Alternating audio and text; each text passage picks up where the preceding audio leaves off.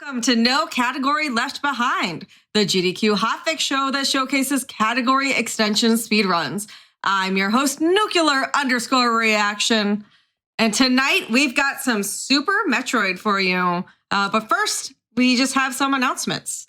If you missed out on any GDQ Hotfix shows, check out our archive of past runs and shows at youtube.com/GamesDoneQuick. If you're watching on YouTube, feel free to join us over at twitch.tv/GamesDoneQuick to check out our live shows starting most nights at 7 p.m. Eastern. And while you're there, as a reminder, the subscriptions and bits for the month of January, minus the amount GDQ has to pay for taxes, will be donated to the Prevent Cancer Foundation. Additionally, Unapologetically Black and Fast is a speedrunning series celebrating Black joy here on Hotfix. On February 13th and 14th, Black runners will be able to celebrate their joy. You can find submissions by typing !UBAF in chat. Without further ado, let's get to the game. Phant will be running Super Metroid Club Nintendo % tonight. Now, some of you may have seen a couple weeks back, we hosted a show with Nintendo Power %. So, Phant, what's the difference between these two categories? Yeah, it's a little bit of a fine nuance, but Nintendo Power % was a guide put together to try and get you the fastest possible time in Super Metroid, so you can get the good ending, finishing in under 3 hours. But they highlighted in that magazine that it's pretty difficult. You're missing a lot of equipment, so a lot of the bosses may be pretty difficult. So enter Club Nintendo %, which is a different Nintendo magazine that I believe was published in Mexico in Spanish. So it's like the counterpart to Nintendo Power that we had in North America or US and Canada. And the Club Nintendo guide shows you how to collect 100% of the items. This is a 100% category as fast as possible. As we'll see when we go through the run, it may not always make too much sense, but nonetheless, it will get you all the items relatively quickly.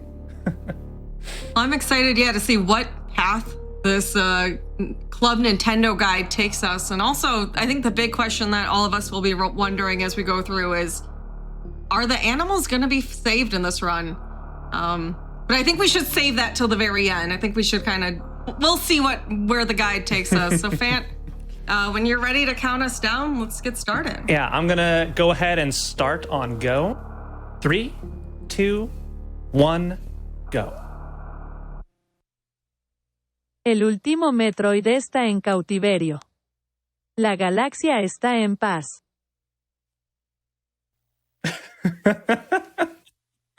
So, you may notice we're watching the opening cutscene here, and this isn't as part of the route in any category on the Super Metroid leaderboards that speedrunners commonly use. So, Club Nintendo % starts, in the orbiting ship Ceres, like the Ceres escape area where you fight Ridley and all that. But that being said, I think this is what Nintendo would have wanted, so we're watching it anyway. What's truly a beautiful cutscene, really captures the story of the first 2 games of the Metroid series, I mean, I don't even have to say what happened in Metroid 2. It literally just, there was a paragraph there on screen that explained it, and I can't read it out loud now, so actually, there's just no opportunity to do that. Well, here's the baby Metroid that Samus rescued in Metroid 2. And she personally delivered it to the Galactic Research Station at Ceres, so scientists could study its energy-producing qualities. Here we go. There is Samus, circa 20XX, delivering the Metroid to the scientists. Wait, I thought they drained energy. Well, that's what the scientific research is for. We're astounding. They discovered that the powers of the Metroid might be harnessed for the good of civilization. Can you believe it? Nothing bad will ever come of this. I honestly can't believe it. I'm pretty sure. Satisfied that all was well, I left the station to seek a new bounty to hunt. She's a bounty hunter. But I had hardly gone beyond the asteroid belt when I picked up a distress signal. Ceres Station was under attack. No way. Oh, no. I did not see this coming. So in most Super Metroid speedruns, you can just, if you start a new file, go through this cutscene, and then you reset after getting to Ceres Station, it will just have a file for you. that you can copy, and you can always start directly from Surrey Station. You can skip the cutscene. You don't have to watch it every time. But as Phant said, this is what Nintendo would have wanted. They would have wanted. I think this is what Nintendo would have wanted. Yeah. Yeah, they would have wanted us to see the hard work of the developers. So while we're going through Surrey Station here, which I'm sure anybody who's ever watched Super Metroid at all has seen probably a million times, Phant, do you want to talk about like your, kind of history with this game, like level of experience type of thing? Mm-hmm. Yeah, so I've played Super Metroid for a number of years, mainly via the randomizer Super Metroid Z3, which is a combination randomizer of Super Metroid and Link to the Past combined together. But it wasn't until about last month that I got into speedrunning. So I will preface this run here. You are not going to see world record level play from me, just setting the record straight right there. You're going to see someone, just starting out, learning things recently. So I go for like easier strats, safer strats, and all that, with a couple difficult tricks I will try to sprinkle in here and there. So it'll kind of give you a different look at how Super Metroid can be played, and how you don't have to be Zost to enjoy speedrunning Super Metroid and have a great time with all these categories and doing all these weird little things that you can do in Super Metroid. Yeah, I think nice, one of the great things.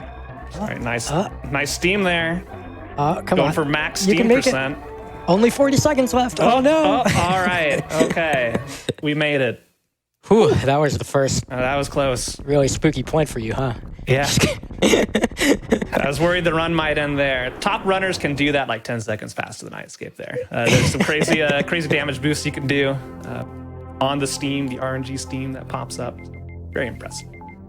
Honestly, that's thinking about arbitrary categories, category extensions, things like that. There is a category for Series Station RTA for this game. Yeah, escape Series Station as fast as possible, and that's the end of the run. Yep. And God, it's really optimized. It's honestly kind of obscene. Yeah, Super Metroid. Oh, go ahead, Nukes. Go ahead. I was gonna say that kind of leans into actually Phant. So we were talking about Phant hasn't really run Super Metroid in the past on randos. But you have a goal for this year, don't you? I do, and maybe not just this year in general, but it's going to be like an ongoing project. And that is, I want to get a leaderboard time for every single category of Super Metroid that exists. And there's a lot of them. I messed up my moonfall here. It's all good. Yeah, dodge the platform at the end. This room has a whole bunch of platforms in your way, and you actually can just count them. You pass 6 before you can then dodge the next thing. But yeah, I think it's really cool to see. One pit of shame, sorry. The pit of shame. I think it's really cool to get to watch, runners who are newer to the game, who are picking up tricks, who have just kind of gotten through some of those barriers to how do you beat this game, fast if it requires such and such really difficult thing. And hopefully you'll get to see that as Phant is going through. I know I've gotten to sit with you a bunch during your practice the last couple of days, Phant. Just seeing you hit those points of having the secret to a given trick, kind of click for you, and then suddenly it goes from being impossible to being, pretty much automatic. Yeah, I think if you haven't played Super Metroid, seeing Super Metroid run at the top level to get a real sense of appreciation for how difficult it is, with how awkward the controls can be, just playing through it once yourself and thinking, how do people move their fingers this way? Because the main issue with Super Metroid, what makes it very difficult to run through, is you have to use all 4 face buttons regularly for shoot, jump, run, and item select. Sometimes all at the same time, and it's very awkward since they're all on one thumb essentially to do. Yep. And in fact, a lot of people do make an effort to specifically learn different grips at different points of the run. Sometimes they'll go overhand and press the buttons that way. Sometimes they'll use the claw grip where you use your finger. And I think for everyone, that's a very individual process as well. So yeah, as we're getting to the run, we're heading back up from our first visit back to Old Brinstar and picking up the morphing ball. And now, according to the guide, we having collected that missile tank, we're going to be... Oh no, where's number 3? Oh, man, this guide is this even in order? The guide's really weird. It has you going like around 1 million different pages. And yeah, I should focus here because I'm just falling off the wall. Top tier gameplay right here for me. This room is unironically very hard, by the way, to do fast. Casually, of course, you probably fall down 1 million times too, because it's hard to do normally. And wall jumps are very awkward. And the SNES D-pad is very, very good at deciding that you are aiming up or down. Oh my goodness. Suddenly. Also, right, Samus is very slippery. Very, very slippery, yeah. Oh gosh. Yeah, when you do this room we made it. smoothly. PB. No. That was garbage. It's fine. When you do that room smoothly, it looks fantastic. When you run into any trouble with the D-pad whatsoever, it is just an utter nightmare. But fortunately, most rooms are not that awful. Tried to do a little fancy mock ball there to go faster. Instead, got hit by all the little... I forget what these specific enemies are called. They all sound the same. I just call everything a gamer in this game. Gamers specifically are the ones that like stick on platforms and rotate around, but yeah. Not everything's a gamer. There's a name for all of these enemies. Gamer sounds a lot like Goma. Yeah. Nukes would know a lot about that. Yeah. Yeah. So this is the standing up gamer. This guy has 800 HP. Missiles will deal 100 damage to him, and regular shots 20. So Phant just unloads his 5 missiles. Well, 10. Sorry, this is not any percent. Into the Chorizo as quickly as possible, and then finishes him off with some beam shots. So that was pretty good. And yeah, but now for the most difficult trick in the run, the Alcatraz escape. See if I can do it. This is incredibly precise. And count them up. That's 1, 2. You got this. The wall jump at the top there is definitely that's one of the two really tough sticking points for people learning this trick. The other one is getting the morph. All right. Very nice, very nice. Very nice. Yeah, so getting the morph out of that particular wall jump is actually really finicky and challenging for new runners. And I find the secret to that is kind of like rolling your thumb from holding left to holding down. And that causes you to kind of morph as you get up in there.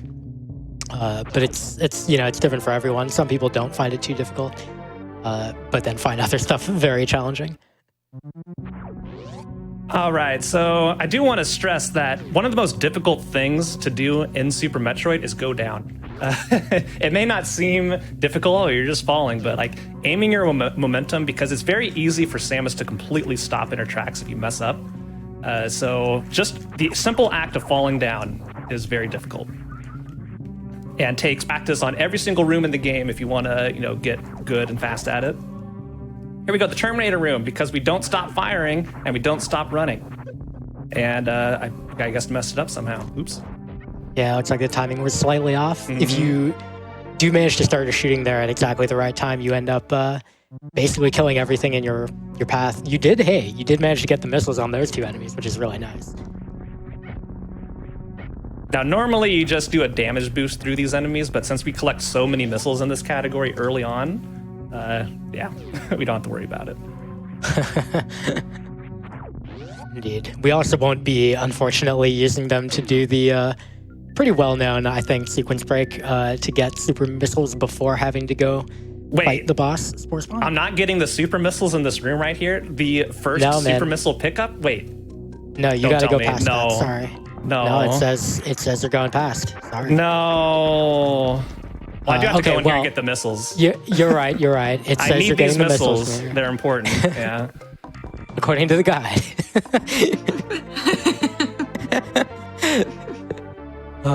Yeah, so for us to call back to the category real quick, which I'm sure people are wondering about, this is, again, Club Nintendo %. We are going according to a guide that was printed in a Spanish language magazine printed in Mexico called Club Nintendo that described a route for you to get 100% of the items in a specific order. And because speedrunners really love memes, there is a category where you follow that route exactly in the order it is described.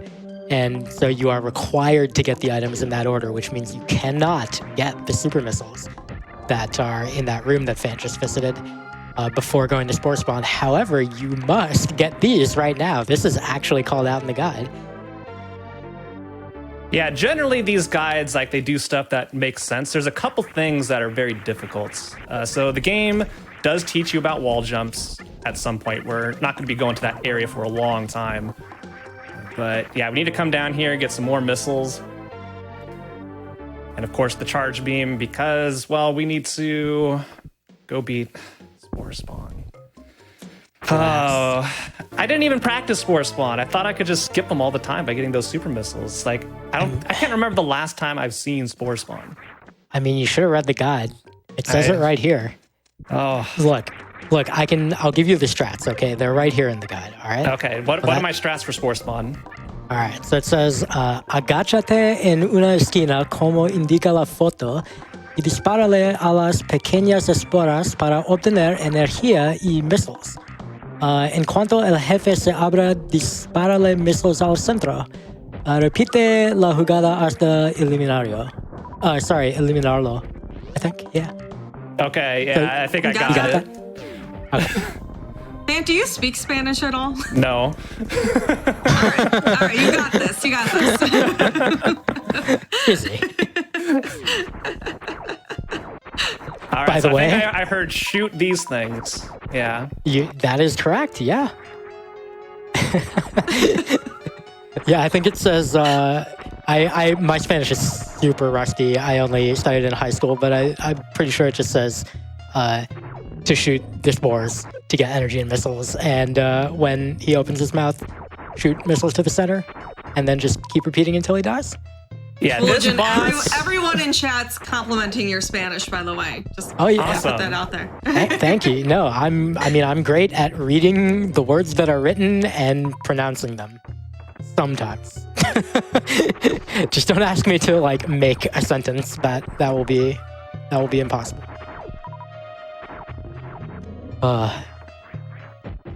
I'm getting one hits in all of these, so we're gonna be here a while. There are strats, like, I would be a little facetious here. There are strats for quick kills to carefully time missiles and deboost into the hitbox to, 2-cycle or 3-cycle this thing. Like, that was 2 hits right there. Normally you get 1, so it's very difficult to do. So if you see like top speedrunners come in and just melt this boss, though, you'd have to watch one of the weird categories because you almost never see this thing. Well, I can tell you about a weird category. Oh my goodness. Oh no! So the game had to correct itself because I got 2 hits in one. So it's like, okay, you're gonna get a cycle where you don't get any missiles. That's okay. The game does not want you to run out of missiles. Oh shoot. I just Oh my want to God. remind everyone too, You got especially one. I know we've had people coming in. Phant is kind of newer to actually speed running. This is the first Super Metroid speed run that Phant has learned, but he's done Super Metroid Rando in the past, so Yeah. kind of That's like a fine. challenge for Phant, just to kind of show off that anyone can do this. You don't have to be top level.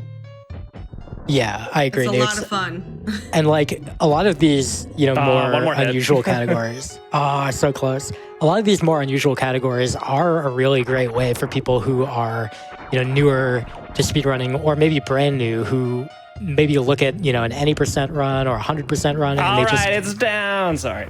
well done. Hey. No, you're good. That was not well done. You could be nice. You don't have to be nice. You killed Yeah. it. I did kill You it. killed Yeah, it, it's so- done.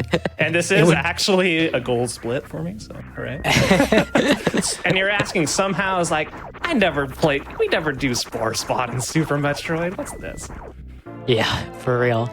But yeah, these categories can be really great if you look at those, those more common runs and you see how optimized and how difficult the top runs look. And even if in your mind, that you don't have to do all the hardest strats, it's still kind of intimidating to try to get started on that. Mm-hmm. But with some of these categories, it's almost intentionally a meme. So like you can almost just take it a little less seriously, just implicitly as, as an individual decision. I'm not saying that there aren't runners who have put in serious time and actually gotten good times. in these categories. But yeah, it I makes think it really it's a nice. great way to get started, though, honestly, and Yeah, start learning yeah. little tricks and stuff. Yep. So you're ready to maybe tackle a bigger project.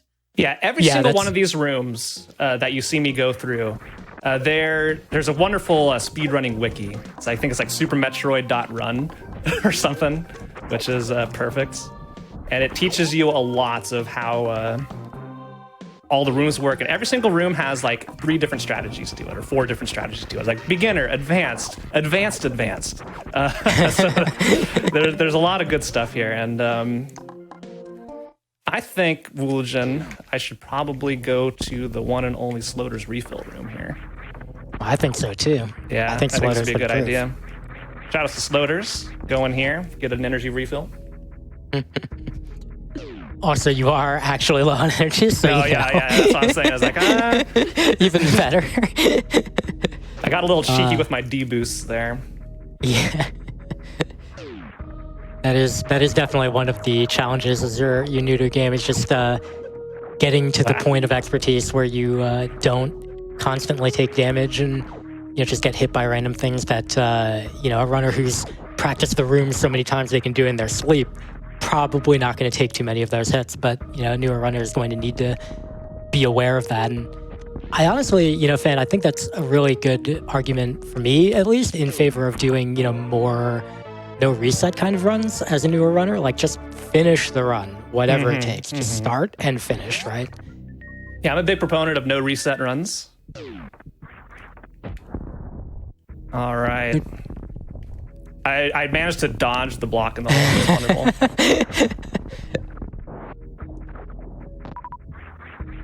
I'm just All right, catching up on the we're grind moving here. along. We're moving along. So now this is where most runs will go to Kraid and beat Kraid. But Nintendo knows, hey, you should go get the high jump boots first, because that will allow you to beat Kraid. So that's exactly what we're gonna do. We're gonna head down to Norfair just to get our excuse me, I can't speak English. I promise. High jump tank, high jump boots, the missiles, and all that. So there is a little optimization here I'm going to be trying to go for that involves just sniping this Geemer, which I think it actually is this time. Right there on the left. E. Yeah, so that just allows me to open up the door in advance, because whenever you have to like unlock a door by killing enemies in this game, it counts it as complete once the door has been opened when it's flashing. If you don't open it while it's flashing and the enemies are killed, you have to re-kill the enemies next time you go in order for the game to save that information. So we definitely want to do that first and make sure we open the door. So that's why we did that there, because otherwise we have to wait for the little Geemer dude to go over, kill him, and that's slow. So yeah, don't want to do that. It's honestly a non-trivial time save, so it's nice to be able to get that. All right. We're heading back up now, I believe. Yep, so we got our Kraid starter pack, which is good. Even got a super missile drop there. Awesome. That's excellent. Because you're going to need that. You're going to utiliza un super missile para abrir camino. In English, please. You're going to shoot the wall here with a super missile. Okay, got it. See, this is why we needed high jump boots, so we could do that jump there. That's right. You couldn't have made it any other way. Couldn't have made it any other way, yeah. That's what the guide says, yeah? Yep, and we believe in the actually, guide. It makes no mention of that jump that I can tell. It just says go. I mean, it does. Yeah, I mean, it makes you go get high jump boots, but it doesn't specify anything about that jump. It's Wonderful, really funny. wonderful. All right, this is where the game baits you out. It's like, oh my god, it's Kraid. It's like, oh, that was easy. Yeah. Because that's how big Kraid was in the original Metroid game. All right, first deboost of the game. Yay. See, it looks like I do speedrun this game sometimes. All right, here we go. Phant's going to be going for the Kraid quick kill here. He has learned this, and I've seen him succeed at it, so let's see. We're trying to freeze Kraid's mouth open with a couple well-timed missiles, and then immediately followed up by a super missile. So we got Got 2 hits in there. Yeah. Yeah, that was the barely too early version, I think, right? Yeah, I was too fast. And that's the other common failure that can occur. Kraid's hand can just get in the way. But of course, when you are, learning tricks like this and you're not 100% consistent at them, it is, again, really good to do, no reset kind of attempts so that when that goes wrong, you know how to back it up and actually kill the boss. So I'll use all my missiles, just collect some missiles here. Oops. Yep. Oopsies. But yeah, speedrun-wise, it is always better to be able to defeat the boss than die, so... Yeah. Now we have the Varia suit, which allows us to take less damage and go into level 1 hot zones. But not level 2 hot zones. Level 1. Hey, we did another D-boost, hooray. Nice. So D-boosts are a funky little thing you can do to force your recoil to go in ways that you want to go. And depending on the damage source affects how many frames you have to press a certain direction on the D-pad based on where you're facing to get that big recoil. So on spikes and other damage sources like that, it's 10 frames. And, wow, these jerks. And then for enemy projectiles and enemies themselves, it's only 5 frames. So it's easier to do it off of spikes than it is to do it off of enemies. We're going to be trying doing it many times off of both throughout the run. And how nice of the game to give us an energy tank right afterwards. And now we have everything we need to go back into Norfair. Because we're going to take an adventure to Bubble Mountain. Okay, so according to the guide... Oh, wait, that was step 31. Okay, so it says step 32 is on page 13, I think? Yeah, so this guide unironically reads like a choose-your-own-adventure book because it constantly has you flipping between pages. Like, you go to this, and then go to page 17 to continue. And then go from page 17 back to page 13 to continue. It just keeps on going. Okay, I'm starting to get it. I see. They organized it by zone. I get it. Okay, that's fair. I mean, it's not good, but it's fair. Okay. Yes. So step 32, aquí carga y suelta bombas para descubrir este missile. Okay, so that's this damage boost missile right down here. Did. And you have discovered it by laying bombs there. Mm-hmm. Can't believe the Club Nintendo guide is making me do damage boosts. What is this? I know. I thought that was a standard level technique. Okay, yeah, there's one thing actually coming up here that I am shocked is in both Nintendo Power Percent and Club Nintendo Percent. And I'm wondering if they actually played the game when they came up with this guide, because it is a difficult jump. I'll demonstrate it to you momentarily after we get Speed Booster. But first we need to, this is Bubble Mountain, by the way. I think the name speaks for itself. Gotta try another damage boost here. Hey! We talked about this, okay? I was like... You're so nervous about this run, and you're like, oh, let me do these damage boosts on these spikes. I'm mad. Oh, God. Yeah, so we don't have to do it this way. It's just, there's another alternate way to get here, but that's not required by the guide. Coming up, though, is something that's required by the guide. We're in here to get Speed Booster, the go fast button of this game. And it makes you go very fast. We'll be utilizing it everywhere. Actually, that jump there are literal pictures of that exact jump in the guide. Is that jump in the guide? Okay. It is literally in the guide. Wow. What? They wanted cash? Like, what? Yeah, right? Yeah, some things, and the thing that makes even less sense is coming up after we get Speed Booster here. So yeah, Speed Booster's in here. Wonderful. Perfect. Get your less than signs in chat. Less than sign, yeah. I'm sure someone actually has a Speed Booster emote. I want to see them. I'm going to try and time a shot here. I missed it. Oops.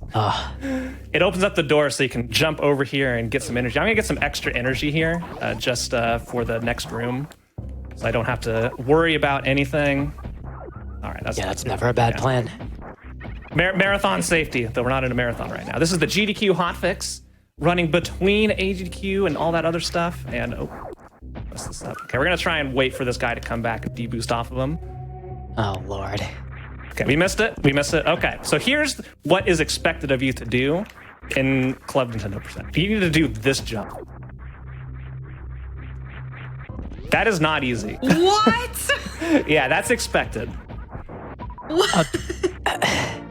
Apparently, it says, sube a esta parte con ayuda de las bombas. So it wants you to Wait. bomb jump up there. It wants you to IBJ?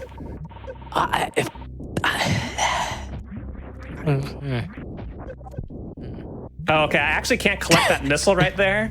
That's second in the guide. If I collected that missile first, the run would have been invalid.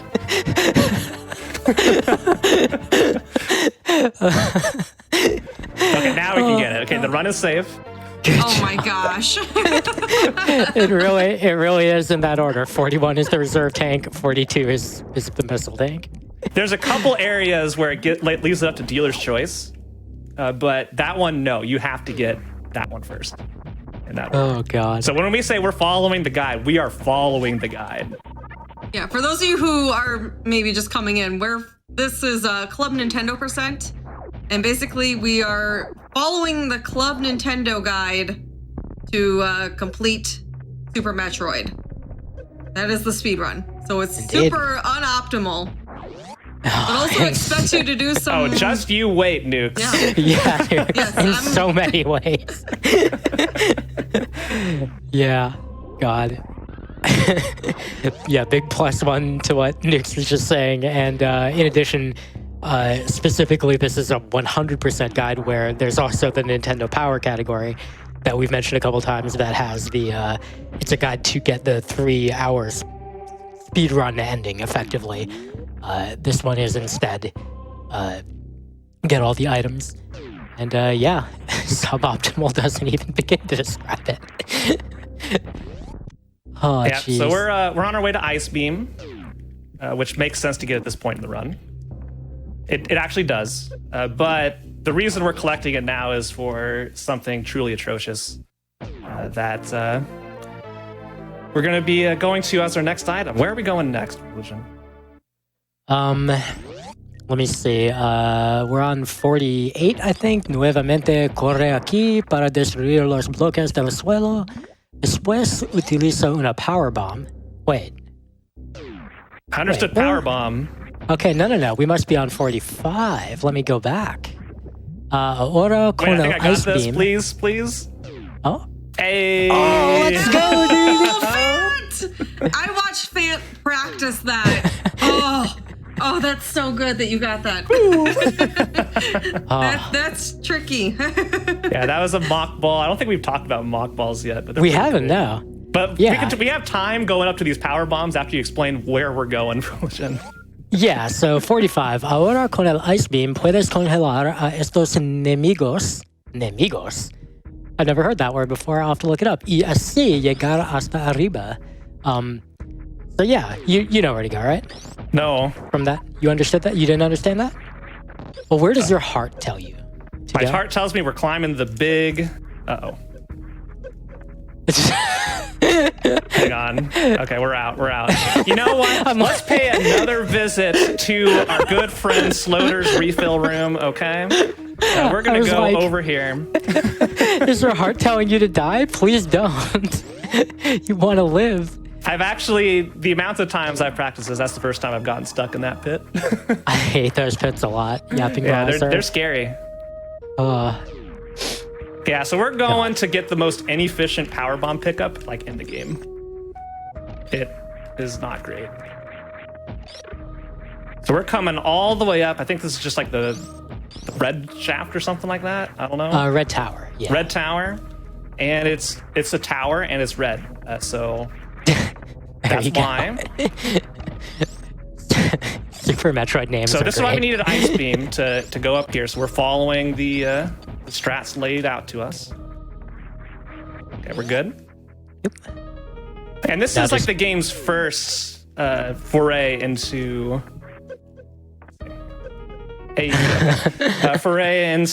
power bombs. It expects you to get the ice beam and climb all the way back up here. No, like optimized speedrun route does this because it's so slow. There are many other power bomb pickups you can get. Okay, we actually got that. That was pretty sick. Nice. I'm liking the damage boost you're pulling off. I think it's really good that you pulled off that mock ball back there too, because it kind of gets to show off like the amount of kind of excitement that like nobody's getting that excited when Zost pulls that trick off, right? Because he's probably done it like a billion times or whatever. He had a point where he was playing this game and did not have that level of success with that trick or any trick or whatever. And so that's what you're getting to see is like, you know, from Phant, who learned that over the past 2 weeks, cramming in so many different techniques in Super Metroid. No Vile Bloom. Okay, sorry, we're good. And being able to pull that off, you know, tonight in a live setting, you know, feels awesome. Like that's part of the joy of speedrunning. You can't escape the Vile Plumes forever, dude. Okay, so I'd like to announce that there is another category in Super Metroid called All Vile Plumes, and the goal is to get eaten by every single one of those Vile Plumes. Why are they called Vile Plumes? It's because they look like Vile Plumes, the Pokemon. That's it. So we went all the way up there to get those power bombs, and guess where we're going? We're going all the way back down. And it gets even better. Because you'll find out exactly where we're going to, that there are ways to get arounds momentarily. Okay, so now I believe we're on. You know what? I'm gonna double check. This is getting. We're heading to Crumble City and our good friend Crocomire. Yep. There we go. I see. 47 sent you to page 14. Yep. So on page 14, I see step 48. Nuevamente Correa. Yeah, I read this part before. Okay. Now you're using a power bomb. Yeah. So remember where we were to get ice bombs? I was about to say like ice missiles, then correct myself to ice bombs. That's Metroid Dread. We're playing Super Metroid where it's ice beam. We crossed this section where I did that super sick mock ball. And the reason we ran all the way up there is so we could get a power bomb to just go down here. That was why we took that big, huge detour. Uh-oh. I need to activate. I think you're fine. Your life's been fine. Yeah, we need to go back up there.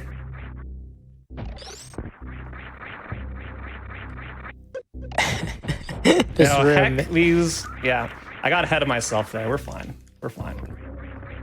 Oh, God, I hate this room so much. This is tough to get back up. For anyone who actually, I'm sure there's a fair number of people in the chat, even though Super Metroid is, of course, you know, a very well-known and popular game. I'm sure there's a ton of people in chat who have never played Super Metroid, so you might not realize how. We made it back up. Okay. Nice. Now you get to do the strat you actually were intending to do with the Shine Spark. I actually ran through the door, which was the problem. Yeah. If you've never played Super Metroid, you might not realize how god-awful the wall jumping in this game is. Like, this is one of the first really, really, like, widely played games to have wall jumping. But it's not good. It's really hard to use. And it involves you jump towards the wall. After touching the wall, you hold away from the wall, and then you have 8 frames or something to jump again during that. I forgot to save. Oops. It's fine. It'll be fine. No I was going to do a safety save here on Crocomire because sometimes the acid can heck me up. But we'll be fine. Don't worry about it. It's not like we'll go all the way back to the start of the game if I die here. Nope, it isn't like that.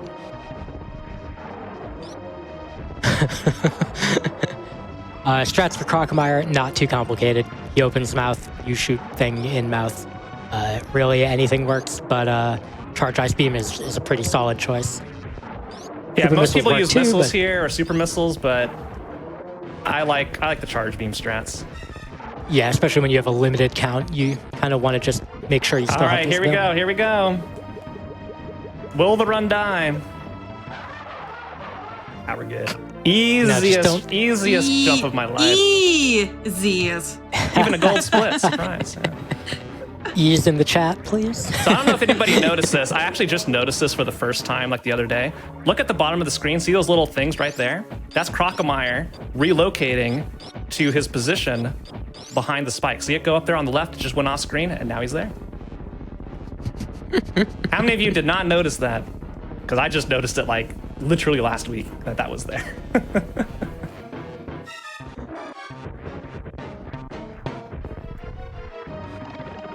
I love that they have you get that without grapple beam, by the way. Yeah, a lot of this stuff doesn't make sense. There are rooms it has you avoid because the enemies are too hard, but then makes you do something like that. All right, I didn't get the moonfall beforehand, so let's see if I can get it here. Wait. There we go. That lost time, but I moved fast. Nice. So it gained like mental time. It looked cool. It gave me more confidence. Gained mental time. Oh, that's honestly a mood.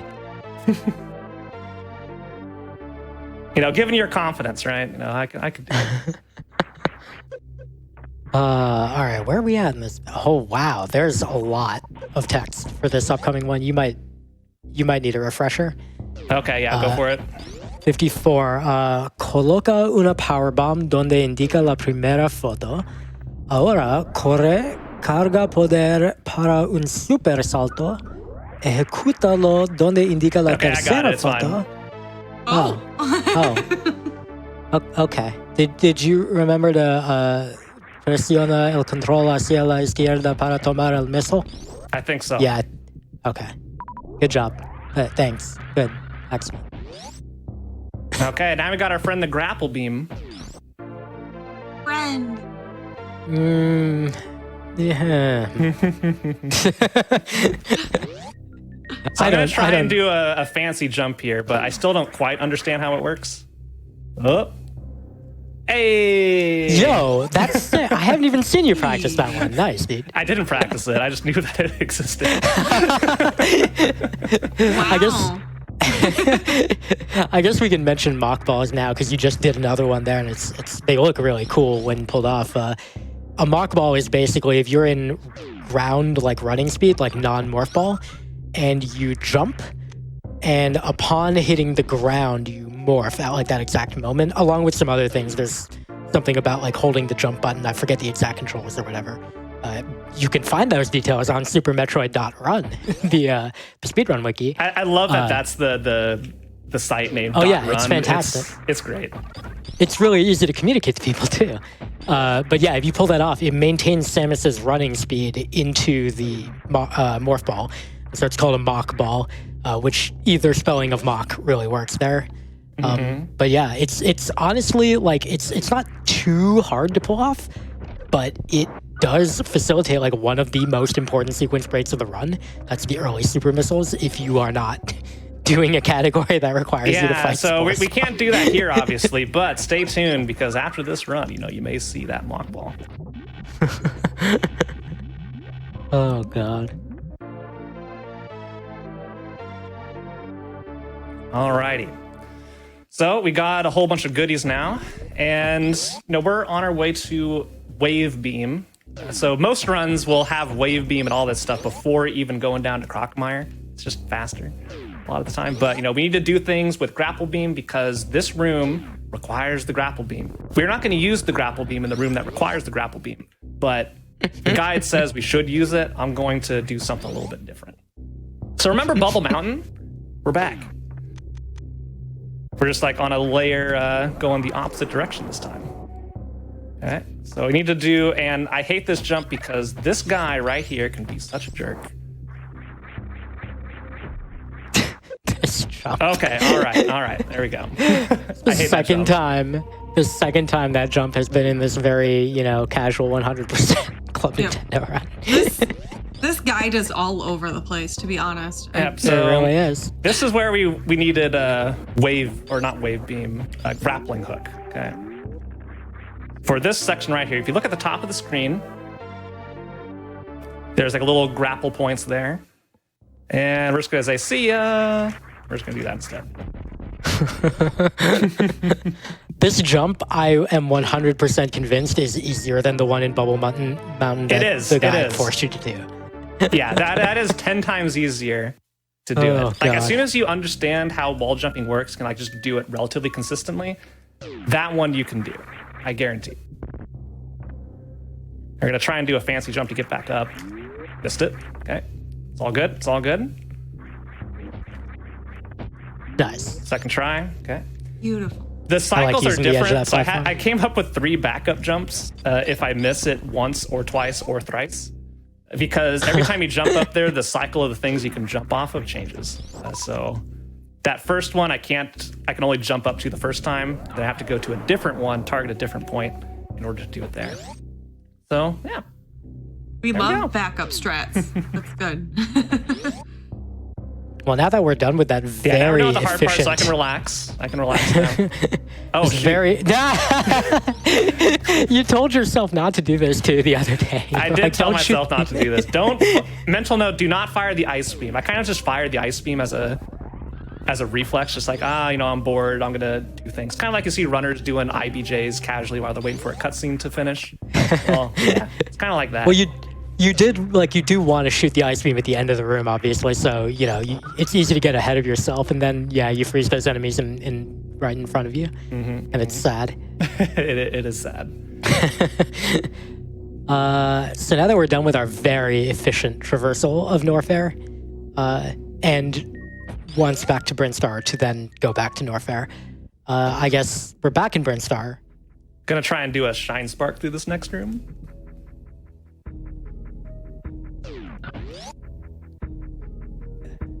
Gonna go for the Rip. Whatever. So this is actually a thing that I know, and that you'll have an opportunity to pick up soon. Only missiles are fast enough to outspeed you on shine sparks like that. So if you use a missile there, you can still, I believe, beat it out. But if you shoot it early enough, you can still let it hit the door before you. Yeah, so this room here is inexplicably also in the any percent route, the Nintendo Power route. I don't know why. This is, if you don't know what this room is, this gives you the X-ray visor, which you use in order to either microwave a boss or, oh my god. Oh no! Oh god! It's fine. Don't worry about it. Yeah, it's fine. Okay, we're fine. It's unfortunate. fine. Everything's fine. Oh my god. All right, we're good. Now we just have to get out. You That was a remember when little you were embarrassing. You remember when you were gonna make a safety save before this room? Oh, oops. I accidentally clipped through the It's floor there. fine. My bad. It doesn't invalidate the run. I don't see anything in the guide about whether or not you should clip through the floor. Yeah, so as long as we you're fine. collect the items in the order given, we're good. Yeah, oops. So yeah, you can microwave enemies, or you can find hidden blocks or something. Yeah, X-ray. Yeah. But yeah, it's totally a useless item. Like, if you are a speedrunner, that is. If you know where the things are, there is literally no value to having the X-ray visor. But we have it. And Even you though could we have too. the guide to where the items are. Yeah, Yes. you still need it to know where they are. Yep. Yep. Not only that, Nukes, but it literally even shows us like where the hidden blocks are that block our way to those. Sure does. I'm gonna pick up actually I don't, yeah, just a little bit of health there. So remember where we got the first power bombs? Way up the red tower? So interestingly, there's another pickup there that we could have gotten while we were there on that trip. But the guide doesn't want you to do it because like the enemies hit too hard or something. I don't know. But this next room we're going to is expected, and these enemies hit like trucks. Oh god. Yeah, it'll be fine.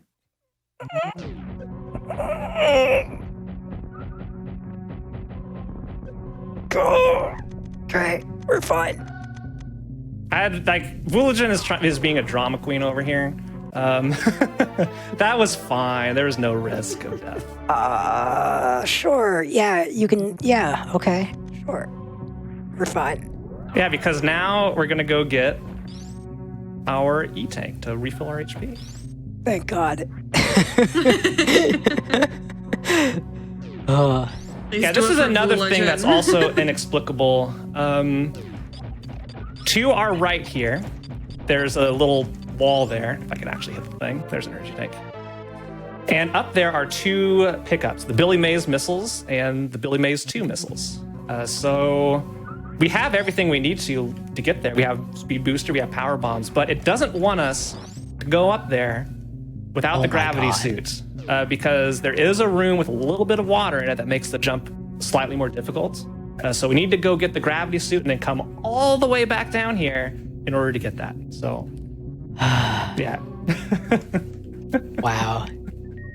It makes me tired just hearing you describe that. Oh no, what a shame. So where are we headed then? We're heading back out to the, I call this the dead brain missiles. They're underneath where the old mother brain was from the original Metroid. Okay, I see, yeah. Step 69. Oh, that's step 69? Nice. Yeah. Con bombas abre camino hacia abajo para tomar el missile. And then step 70. Oh, okay, it's gonna have you do this, huh? Exciting. Yep. I call these the 3-minute supers, because you have 3 minutes to escape in the original game. I forgot to lay down a power bomb. It's fine. So there are a number of really sweet setups you can do to freeze these guys or short charge and like get past them with a D-boost and do stuff. I am not that good yet. So I just do that. Freeze them and then go all the way up here and get our first super expansion. God, what? I didn't even think about that. Oh my gosh, why? There's so many available, Phant. Why? Why is this guide like this? Is what Nintendo thought was best, okay? And we trust Nintendo to know. This is why we get the magazines. This is why we call the Nintendo Power Hotline, so they can give us these hot tips. They didn't even know well enough to put auto fire in Metroid Dread. Like, how could they know what order you should get the items? Okay, anyway. Remind me to save at the ship. Save at the ship. Hey, save hey at the ship. Phant. Yeah, what's Remember up? to save at the ship. Okay, thank you. Thank you. Welcome. The ship, Phant, by the way, save at it. At the ship. All right, it's fine. I got it. Oops, overshot it. Okay, we're good. Hey, Phant. We're Make there. sure to We're save. there. You do have to select the yes option. Oh yeah, I almost selected that. Phant. See, that's why you needed reminders. No, this is why I brought it up. Exactly. Thank you all. Oh, God. All right, so step 71 over here says missile. Tómalo y dirígete a wrecked ship. So I guess we're going to wrecked ship. We sure are. And we're going to try and do my first short charge, a one-tap short charge. Oh no, I fell. It's fine, don't worry about it. It's all good. It's fine. Although, if this guide really wants you to have gravity suit that badly to touch even the slightest amount of water, you might be invalid now. All right, so I'm going to just get over here. Hopefully I can get this first try. I'm bad at short charges. They're hard. There we go. Very nice. No, very nice. Wait, what? What? I've never seen anyone. I know I'm saying the thing, but I honestly have never seen that happen before. I've never seen that before. What did I do? What did I do? I don't there? know. Yeah. If any veterans of Super Metroid are out there right now can explain what just happened, I'd love to know. I literally had no idea that could happen. I did not so that's know what it's you could. supposed to look like. Yeah. Oh God. Sure. All right. Everything's That's good. hysterical. Thank you, Oh, GDQ, man. for having me. All right, we made it across. To quickly talk about a short charge that Phant just did there. The way charging a Shine Spark works in this game is you hold the run button and you run for a certain amount of distance, and eventually it makes you go into a super speed mode, and then you press down to store a Shine Spark. To short charge, it turns out that basically the game only checks when you're pressing, when you're holding the run button every so often, every so many frames. So as long as you tap it with a decent rhythm, you'll get registered as still being running, quote unquote, but you won't travel as much distance because most of the time you're actually walking. And as a result, you'll get the charge over a shorter distance. But now we're going into Phantoon. Yeah, did you know Phantoon is the reason I'm named Phant? There you go. Phantoon was taken, really? so I had to shorten it. Never knew this lore. I've known you for so long. There are multiple setups and patterns of memorization, so Phantoon can do a whole bunch of different things. I know very little of it, I'll be honest here. So I'm just going to be doing what I can. It's quite weird. And you can like 2-cycle this boss. We are not going to 2-cycle this. Well, I think, like, I don't think there's anything particularly weird about, like, when you don't know the strats, what you're doing is, I think, basically the best thing you can do, which is just get the flames out of the way, and then when he opens up, just missile. Missile. I time the missiles because if you spam them all at once, Phantoon will go invincible. But if you do 2 and then 2, you can get more in like that. So that was like, I think 5 hits. So we just 1,000 HP down. He has 2,500 total. Okay, that was 4 hits there. You're not using super missiles. Do you want to explain why? Yeah, Phantoon does not like super missiles. He gets very angry. And we'll go into an enrage phase. Though I probably should super here. I wasn't paying attention to my counts. I could, I'll probably be fine. Yeah, I think you're in super range I'm going to fire 1 more missile and then a super.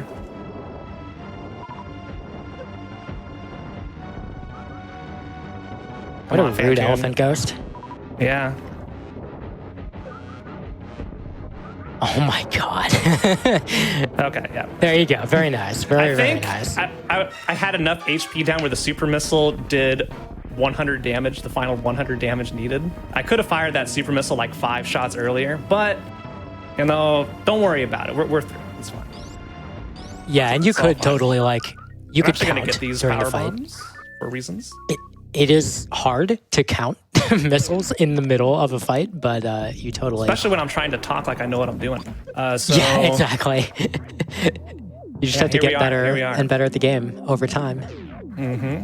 Speedrunning is all about improvement and the joy of improving. And, you know, that's something I think anybody can get behind. It's fun. Not even like, you don't have to grind for world records. You can just speedrun, have fun with it, learn some tricks, get the time down to a comfortable thing for you.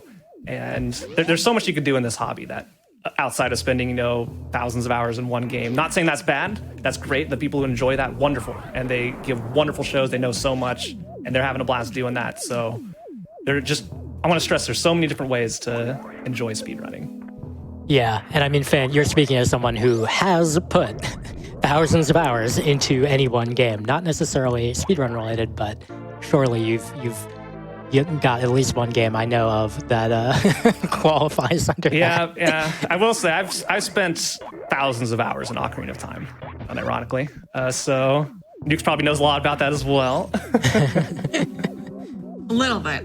Just a little bit, yeah. But yeah, I think that's, again, tying back to a point that we made earlier, but, you know, for people newly joining us over the last hour or so, like, one of the nice things about these, you know, these category extensions, these, you know, for fun categories, these like wacky ones that people do, is that they offer... Sorry. No, you're good. You're the one running. You make any noises you need to. That these categories, you know, offer a chance to look at a game in a way that is really fresh without having to necessarily be, you know, subjected to any of the pressures that, even if nobody is putting pressure on you to play a particular game, you know, to a particular skill level, if you're experiencing that pressure, you just feel that, like, because of, you know, the type of person you are, it just feels like there's a lot of pressure if you try to run any percent, where there's some people like Zost and Zenny and Oats and so on, who are just so ridiculously good. You know, Behemoth, God, there's so many people. Then you don't have to run that category. You can just stay far away from it. You can do something entirely different. You can do Spore Spawn RTA if you want. No, don't do that. Category that I know I'm going to have to do it eventually, but don't. Hey, you never know. Someone might actually unironically enjoy Spore Spawn RTA. I don't know who that would be. I don't think I'll ever meet them, but they might. If it's what you want to do, great. That's wonderful. I'd rather have people run things like I think are not fun because things are fun for different people. Surprise. I know that may be a shock. I'm a big believer that we should really, gaming is meant to be fun. So do what's enjoyable to you. I like doing the weird next randoms. pickup here, sorry, is the Sky Missile. Shout out to Sky Bills. But here, it's not named after Sky Bills. It's just in the Sky sky. Bills. So, yeah. We can name it after Skybills. We can rename it. This jump is not easy to do this final hook at the end. So I'm getting height, and I need to hook left or right at the perfect moment. I'm a little bit early, a little bit late. We'll get there. We'll get there. Yeah, I struggle with this type of thing too. It's always close. It's always interesting to see the different things that different people struggle with as they're learning. One fun thing, Phant, I know is that you and I were both we were working on trying to learn trying to learn the Zebutite skip later on. Yeah, that'll be coming into play later. There were some folks in chat talking about the method that I had given to Phant, the one that I found straightforward, and the one that Phant subsequently found straightforward. And some folks in chat were like, "You're doing the hard method. There's this other method that's really easy." And so, Phant tried it, and I've tried it. Okay, we got it. There you go. Very nice.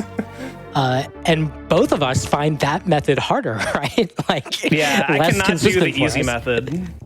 It's so weird. Method. What's But we'll the get there. intended? I'm assuming Club Nintendo doesn't mean for you to do what you just did. No. Yeah, there's these moving platforms back and forth in the sky. Okay. Yeah, it takes a while to get there, and it's just a measly missile upgrade.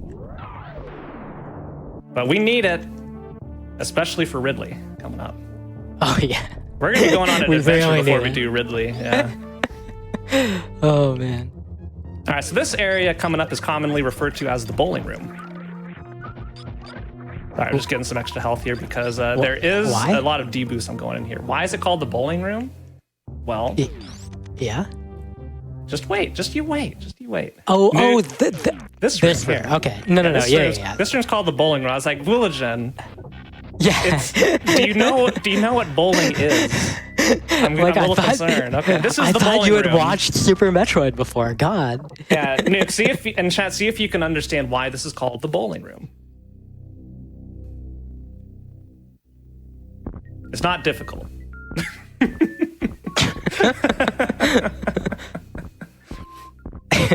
Is it because there's spikes? Yeah. Exactly. Got it. Perfect. Yeah, definitely. Yeah, it's another. A spike is another word for strike in bowling. Yeah, I'm making that that's up. what I thought. That I doesn't mean don't bowl anything, yeah. often, but that's what I remembered. This really does have some real just marching down the entire lane to right in front of the pins to just hit them with your ball. What a beautiful room. Yeah, so this is where the X-ray visor is required. Because you need to know to power bomb through this wall. Oh God. Oh, we're good. All right. Hold on. So this is where I'm going to take another safety save after I get the gravity suit here. But one thing I want to note, remember how I said the gravity suit is needed to get back to that, the Billy Mays missiles way back in retro Brinstar. Oh yeah, I need to try and spark this. Oops. Well, it's used for one other thing that we could have gotten way earlier, and in every other 100% category is gotten way earlier. But we needed the gravity suit for it, and that's the ocean missiles because it involves going into the water. Anyway, gravity suit, yay! Yes, the most required of requirements. All right, so we're going out here, and the game's like, haha, this door goes nowhere. You're falling back down. So we need to go all the way over here. I'm going to be careful not to avoid these fish. This is where we needed to go, in here. It is not difficult. It's way easier to do this than to do some of those bubble room wall jumps I had to pull off earlier that's expected in the route. We got stuck inside of it. Thought I was going to make it.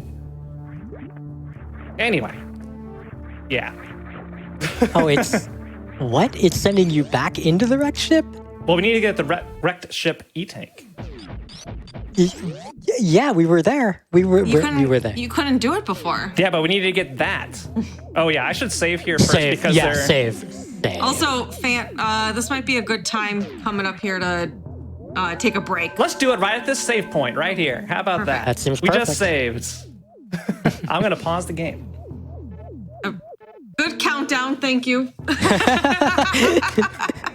I even told Phant beforehand to count down for poor Ray. All right, 3, -5. 2, 1, stop. Okay, there we go. Okay. We got you. We got All you. right, everyone. We're going to take a quick break. And on Hotfix shows, we like to emphasize wellness breaks. So make sure, get up, move your legs, maybe get a snack, maybe go to the bathroom, grab some water.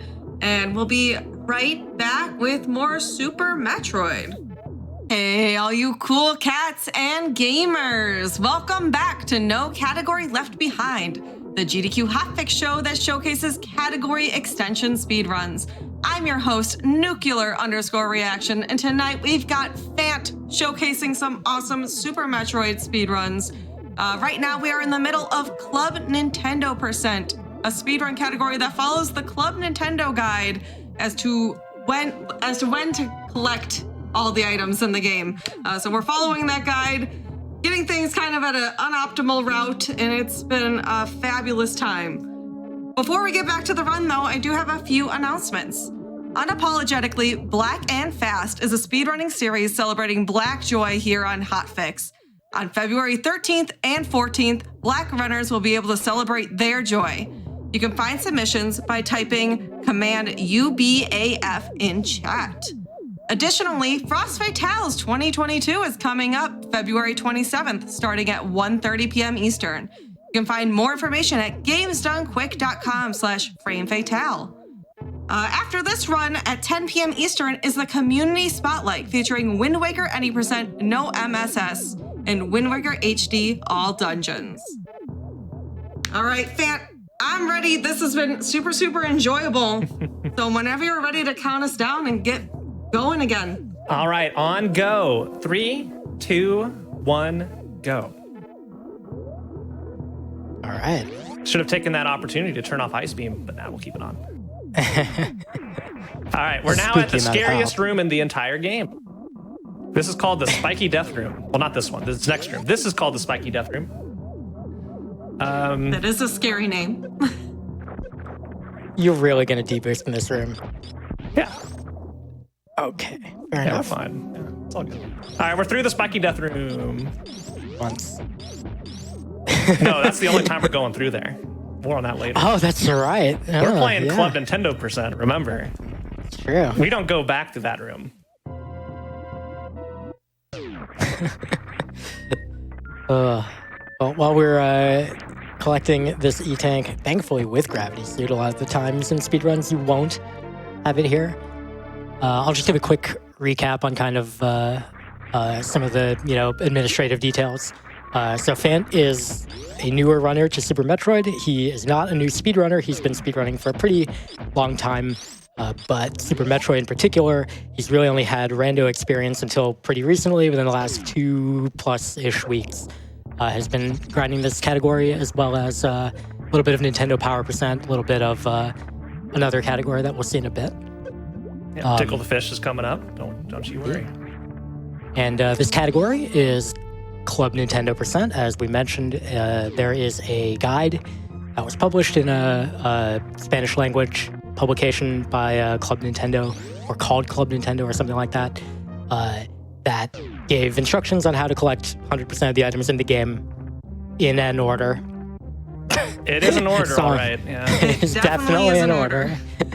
Yeah, So, we're actually, really quick, we're in an area of the game known as the Forgotten Highway. And it's called the Forgotten Highway because it is slower to go here to access the area we're going to, pretty much always. But we're playing Club Nintendo Percent. This is the one situation where this is actually faster than going the alternative way, because we just finished up the wrecked ship, got that E-Tank, and the next pickup we're going to, believe it or not, can you guess it, is Spring Ball, all the way down at the bottom of Maridia. That's where we're going. Is this Don't ask DLC? me why. Oh yeah, this area is the DLC, yeah, for sure. Let me see if I can find the relevant step here. Here we go. 92. Mantente colgado del bloque hasta que se rompa. Da un salto tipo spin para entrar por el hueco. Salta sobre la pared varias veces para llegar hasta arriba. En cuanto entres aquí, utiliza una powerbomb y no le dispares al enemigo porque don't kill the enemy porque él te va a abrir el camino para llegar al spring ball. All right, so the first part of that, and it made us go down this toilet here. So we're going down the drain to the bottom. So now we're where we need to go. And this is why that route is faster, because we have to go to the right side of Maridia here through these treacherous sand pits. I'm gonna jump there. And this place is hell. Okay. God, it really is. I hate this room so much. This is my least favorite area in the entire game. But our goal is to go up this little tiny spot, which is... Okay, we got it relatively quickly. Yep. And then they put those enemies there just to heck with you. I can't believe those enemies get came out of Chrono Trigger to come heck you up here. Yeah, right. All right, and this is the enemy that the guy told us not to kill. So we're not going to kill this enemy. We're just going to sit and watch. So, Nukes, how's your week been going? Did you enjoy AGDQ 2022? You know, chat, what's your favorite run of AGDQ 2022? I want to hear. Yeah, chat, let us know. You know, I saw a lot of runs, but maybe there were some really good ones I missed. Nukes, you had a couple hosting shifts. How'd those go for you? How'd you enjoy them? Those were super, super fun. I got to do Kingdom Hearts 2, which included some parody Disney song singing. I remember. And we got to do Forbidden Memories, which was also just a fantastic RNG treat. I didn't get a chance to watch that one. I'll have to check it out at some point. I know Sky and Keys both had a great time, and I know that Sky crushed him. The game gave Sky the tools. Yeah, that is that game, isn't it? All right, so we got Spring Ball, finally. That's what that whole trip was for. Now we need to go all the way back to Kraid's lair. Why, you might ask? Well, the answer may surprise you. It really won't. It won't surprise me at this point. Nothing would surprise me at this point with this route. I'm trying not to get hit in the sand pits, but, you know, it's tough. It's so impossible. The secret, by the way, that Phant actually just taught me the other day that he learned is that if you angle up or presumably angle down or whatever while you're in the sand, apparently it makes getting out like magically easier.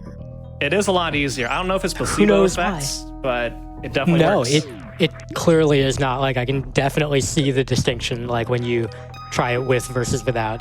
It's clearly an actual thing, which is... It simultaneously does not surprise me and also is like, what? Yeah, the movement tech in this game is really weird. And, okay. We're out. We're out. Okay, so we got Spring Ball, and that unlocks a new pickup for us, which you're now gonna go get if I can get by this crab. This is like playing a randomizer seed, and you like get a new thing. You get a pickup that unlocks exactly one other pickup, and you immediately leave the area you're in that has like 18 checks you haven't checked yet to go get the one thing. Exactly. It's making a big play, you know? Yeah, so we're going all... Remember this area? Yeah, we're going all the way back. Oh my gosh. Yep. It's definitely a play, Newts. I can say that for sure. Maybe it will pay off for Phant. I play a lot of random. The worst item this could be at this point, see, I have like 110 missiles, so we really don't want to see missiles here. That'd be bad. So let's see what we get, and... Gosh, dang it, it's freaking missiles. Oh, missiles. Of course it's missiles. Not paying out, that's rough. Yeah, that play did not pay out for me.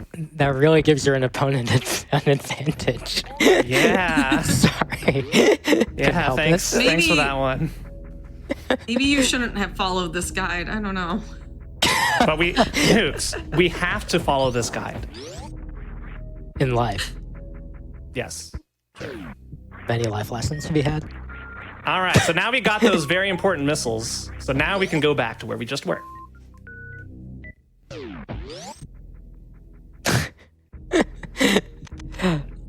I guess this makes a sort of sense. Oh, oops. There is a Fine. save point down there. You could save the game. It's fine. Sorry, we're just doing a Shine Spark that will take most of my health. And then, nah, it's not going to take much. It takes like 30 health or something, or 40 health for this Shine Spark. It is a bit of a pain to get, though. Yeah, a little bit. In addition to having to open this gate and do all this stuff, it is very easy to just miss lining up the Shine Spark that we're going to do for what's called the Main Street missiles. Okay, we got the Silent Spark. Sure. Nice, nice. All right, we got it. We got it. Yep. It's All right, now we're going to go do Turtle Time with Crush. This video not sponsored by Disney. But there is a turtle in here that we call Turtle Time, or at least I call Turtle Time, and we get the Turtle Time tank. Ouch. Don't worry about it. We beat the fish. All right. beat the fish. Beat the. So I'm not too worried about health here because I'm going to get it refilled in this room. Speaking of fish, we're going to be also doing Tickle the Fish RTA. Yep. Hey, if you want to know what that is, well, you're just going to have to stay tuned. Yeah, you're going to have to stick around. Stick around to see if we save the animals this run, and stick around to see what the heck is Tickle the Fish. Unrelatedly, really though. great I can't get this. category extensions for this game. There really are. But, you know, unrelatedly, just to focus on this one that we're playing right now, you know, it's really nice navigating through Maridia with the gravity suit. You know, it's a very handy suit that makes, you know, getting around here pretty straightforward. And, God, it would be really rough if you had to do it without that, huh? It sure would. Definitely won't be seeing any of that later. Oh, no. That's what we call foreshadowing.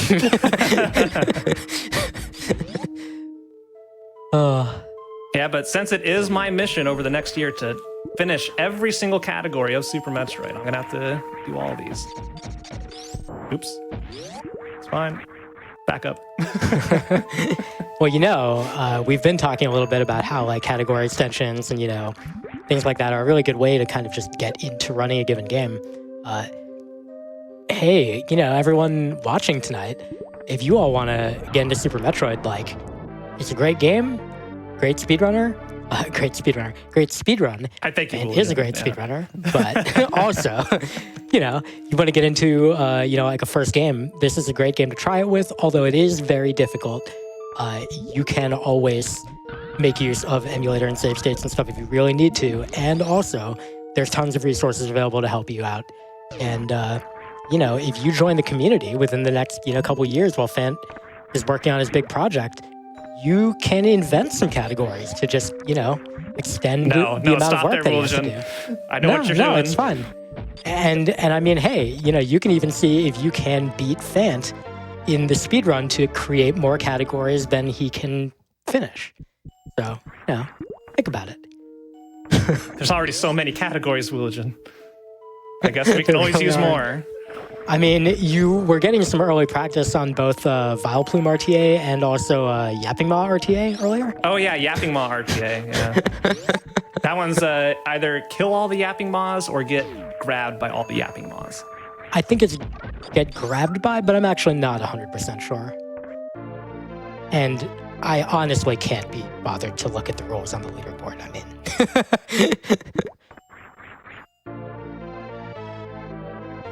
So what a detour for these. These are some of the worst checks to go to in Rando, but the problem is there's two of them, so it's like so appetizing right here. Yeah, that's the only thing. This is a dead end. This is a complete dead end here, so you have to backtrack the way we just came. Yeah, there's no convenient way to get to those pickups or out of those pickups. You just have to do this slowly. Mm-hmm. And there are awesome ways to do these rooms. I have not learned them yet, so I'm going through slow. That being said, you could just aim that as you're coming down. It'd look kind of cool. I'm gonna try and time a super bomb. I think that was too high for the placement of these. Yep.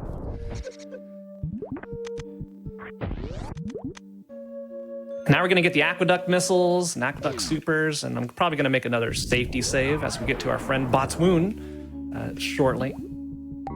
Oh, I was just going to remind you, but you have already, you're on top of it. Okay, stop my Shine Spark a little early there, but it's fine.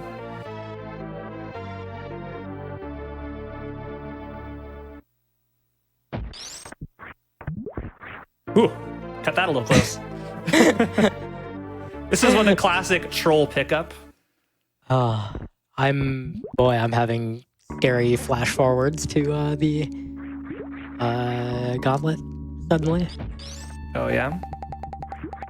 I'm sure it'll be fine. I'm sure nothing bad will happen.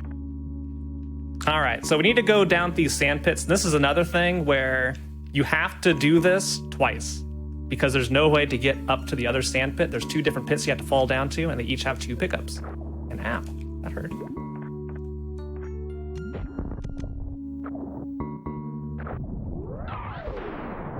Nice Spring Ball really helps this out, allowing you to make that jump more easily. That's not a bad room. Why am I having flashbacks to having a Cane of Samaria in this room? Oh, yeah. SMZ3 randomizer combined with Links to the Past. And so cursed. you can get the Moon Pearl in this room. No, don't say things like that. And if you don't know what that means, don't worry about it. Just not important to the run we have right here. But if you do know about it, you know what we're talking about. If you know, you know. If you know, you know, yeah. I've had a Moon Pearl in that room before. It was not pleasant. All right, I'm going to try and do an actual glitch here. I know, surprise, surprise.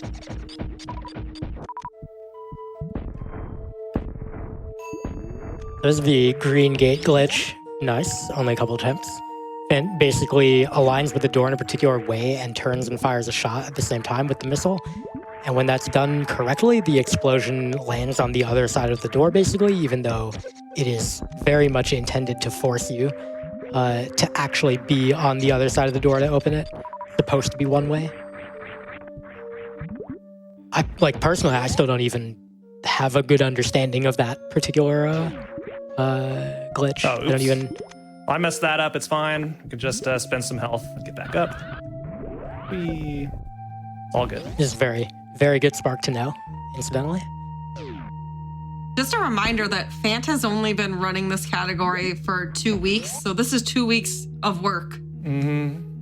Is honestly a phenomenal job. All right, here's where we're going to make a safety save. Because Botswoon normally goes on without a hitch, but does a lot of damage and can occasionally be a jerk. So I haven't saved in a while, and there are no auto saves in Super Metroid. This came out on the Super Nintendo in the 90s. So that didn't exist. So at this point, if we died on this boss, we'd be all the way back in Wreck Shift at that save we took before the break. We don't want to do that. So we're going to just make that there just in case. We should be fine. Should be very, very fine. Nothing's been more fine at all.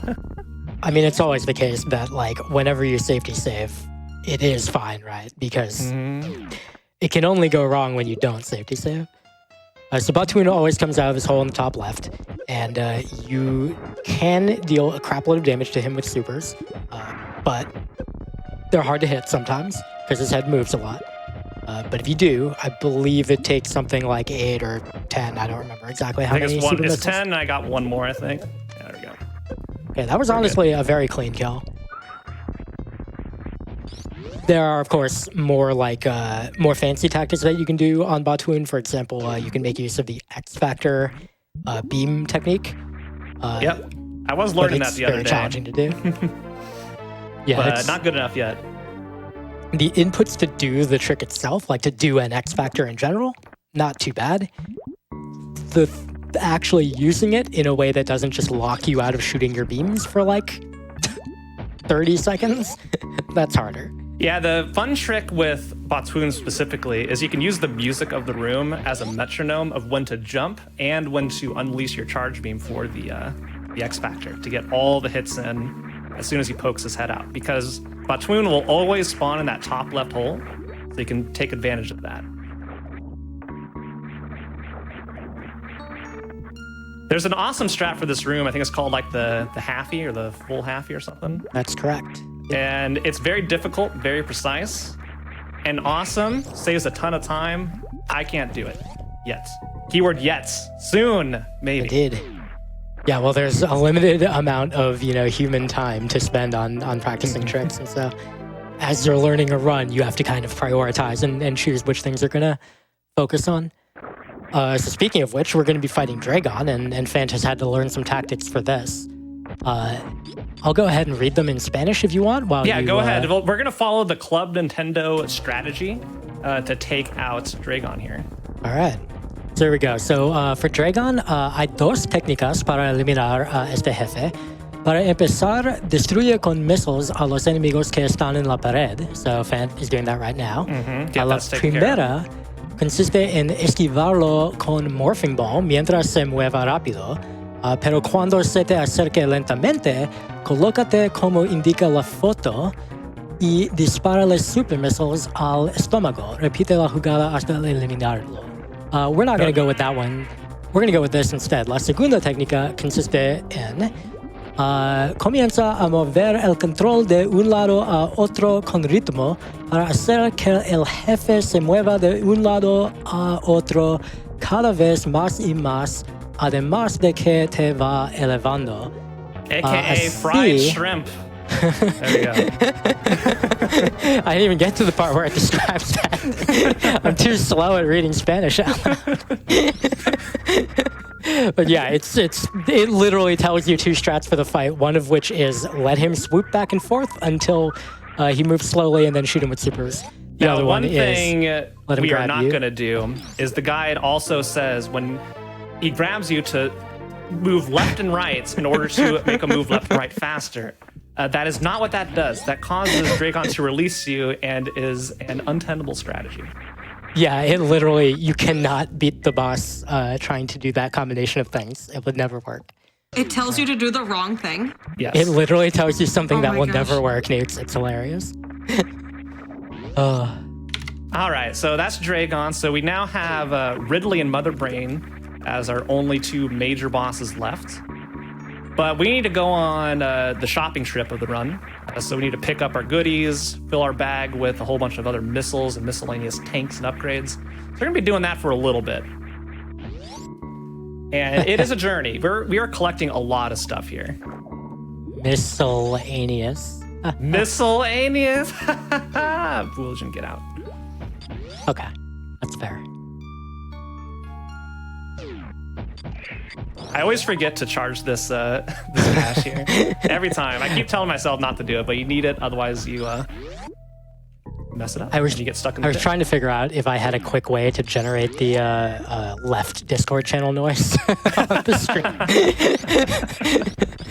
But I opted not to commit to the bit that hard. I'm noting that in the guide, step 113 is space jump 113, and Mother Brain is step 150. 150. So we got a ways to go, yeah. Oh, yeah. By the way, Dragon there, that was our 69th pickup. 69% is when you're fighting Dragon. So that's the marker that you should be looking for. If you're doing this run, you should be 69% done at that boss, and then you know you're doing it correctly. There is a category called 69% as well that I will have to do. We're all Because, children. of course, there is. Yeah. The speedrunning community.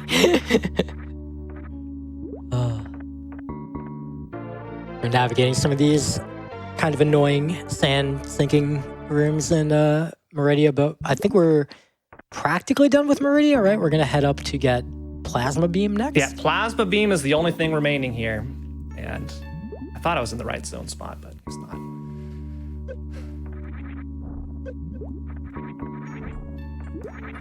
Yeah, so remember the toilet? Now we're going to go up the toilet to go out the top, which if that happens, IRL, like call a plumber. But here it's perfectly normal. We can go both ways up the toilet here. So here we go, and we're just going to pop out. of the lid here. There we go. Honestly, Like, yo, what's up? if Samus is coming out of the top of your toilet, you might need more than a plate. Yeah, because your planet is about to explode. Oh, I don't What would you quite do know. in that situation? when your plant's about to explode? Make friends with the animals it. as quickly as you can. I would probably take less than 3 minutes to escape nukes. That's what I would do.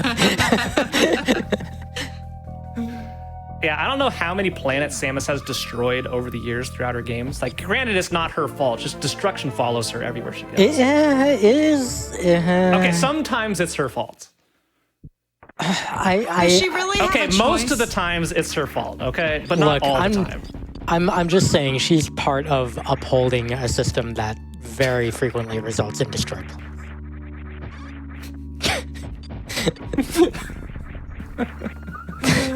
Did I miss a space pirate? Where are you? I think you did, yeah. Oh, Must have I been missed the one on the left bottom. Oh, that Yeah. little jerk. Oh, heck.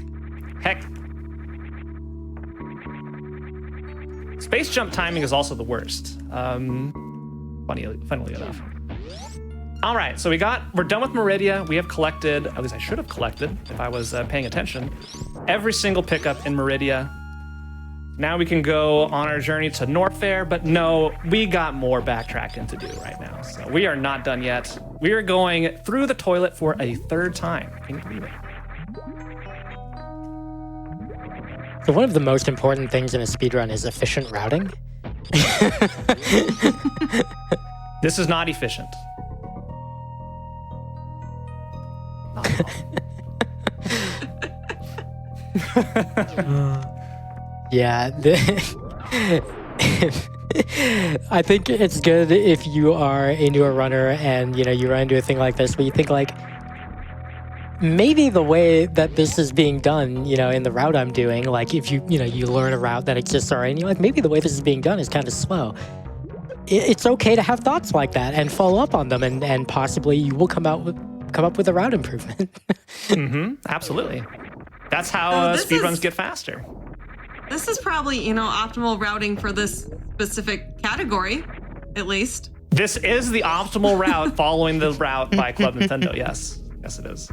Where you have to follow the route. So Yeah, that is technically factual, Nukes. Yeah, that is factual.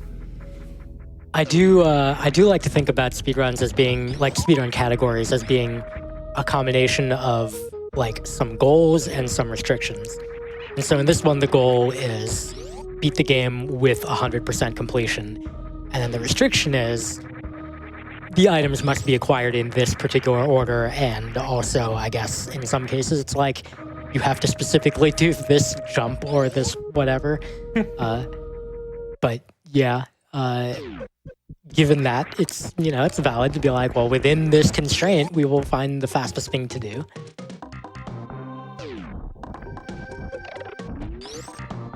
There's a lot of cool strats you can do in Green Hill Zone here to like not take damage. Every single one of these jumps I do where I don't get hit is a victory in my book. So that was 3 victories. Wonderful. And remember this area from the beginning? We're going all the way back down where we got Charge Beam because, surprise, there's more. And this one, fortunately, we could not actually have just gotten like significantly earlier. Yeah, you need the gravity suit essentially. Yeah, there's a render strat which you can use to do it without, but it sucks. Yep, sure does.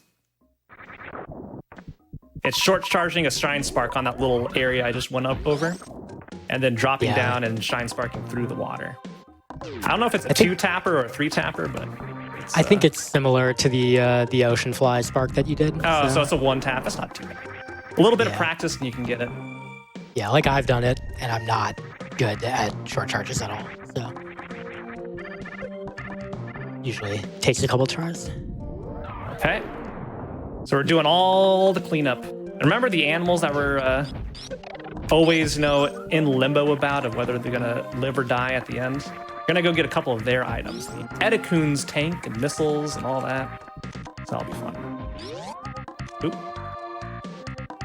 Also, count how many times you use the X-ray visor. Every single time is a mistake, just so you know. I want did to you- ask Chat. Chat, do you think we will be saving the animals or killing the animals in this run? What would Club Nintendo want us to do? You'll have to stay watching to find Stay out. tuned to find out. Ha! There's the hook. That's the hook we needed. Yeah. We were clearly missing it before. Okay, I'm trying to do a new strat I just learned the other night. Wait, this doesn't have you get the Ah, supers dang that it, I are... bonked. I was supposed to do a cool little move there, but I So failed. wait, when does it have you get those supers that are On behind our way that? back. Oh my god. We're going back through that room one more time, don't you worry. I'm tired. All right, I need to make sure I don't heck this up. I'm nervous. Oh my god. Oh no. I hecked it up, chat. I hecked You it up. psyched yourself out. Oh no. If I said nothing, I would have been fine. Yeah, so there's a pit there, as you saw, and Phant needed to jump over it so that he could get the item that was there. It's okay, we'll just try again. Yeah. Oh my goodness. Look away now. You're not gonna like what you're gonna see. Okay. Just jump, forehead. Just jump. See, that's what I was supposed to do. It is about 30 seconds to go around there. You may ask, why do I know that number? It's because it happened in my PB.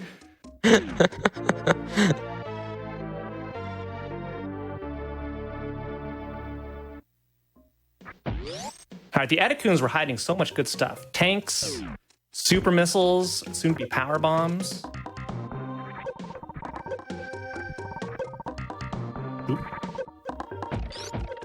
These, You know what? Heck. These things are the worst. I don't get them. All right, we're also going to be trying something else I've never done before. We're going to try and mock ball out of this room here, so I Let's avoid go, falling down back into this pit. So I have to mock ball in that little space. Yeah, this one's hard, by the way. I've never successfully pulled it off. Okay, we're going to do it one more time. Okay, we're going to do it one more time. Okay, just one more, I promise. Okay, we're out. No, we're just going to fall down, do the fall of shame. No. Yeah, so the reason you want that mock ball is because when you pop out of that tunnel, you'll get across to the ground over there. It is unironically hard, though. Like, it's a small space, and what you have to do is you have to jump and then release jump and repress it again so that you're considered to be holding jump, and then you have to get a mock ball onto a platform that's at a different height than you started from.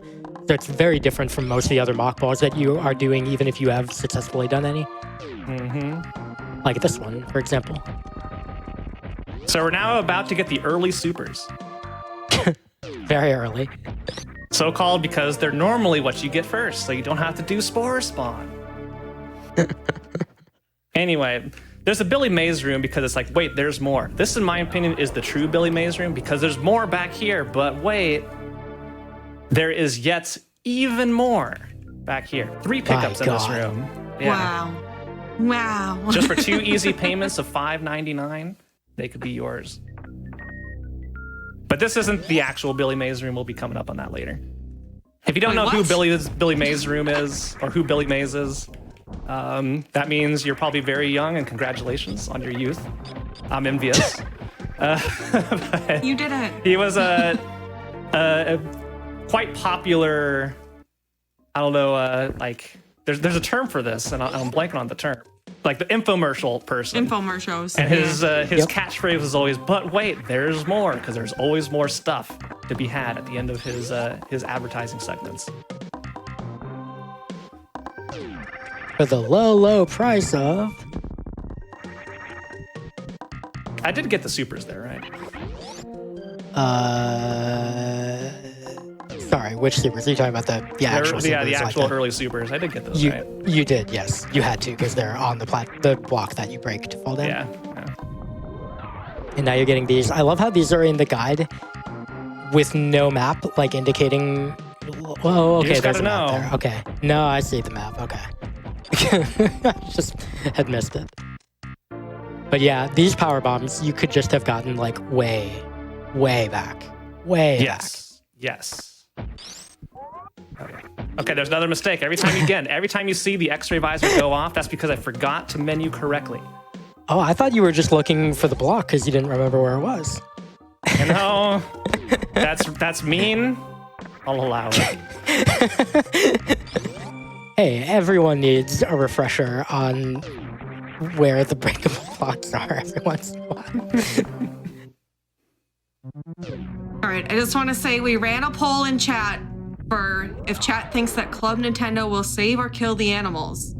It looks like about 63% of chat says that we will save them. 37% says we will kill them. Okay. All right. I look forward to finding out the answer. Sorry. I'm gonna do the Club Nintendo strategy. That involves shine sparking in here. Boo. Yeah, the faster way to do it, and what I usually do when I'm not doing Club Nintendo, is to just wall jump up there and place a power bomb. But see that little bit of water there? That's why we could not get these. Here's the Billy Mays room. Here's missile 1. But wait, there's more. Right down here. That's why I called the Billy Mays room. Yay. It's very silly. Okay, so now we're gonna go get the beta bombs. Not to be confused with the alpha bombs, which was our first set of power bombs in the game. So we're gonna go all the way back up the red tower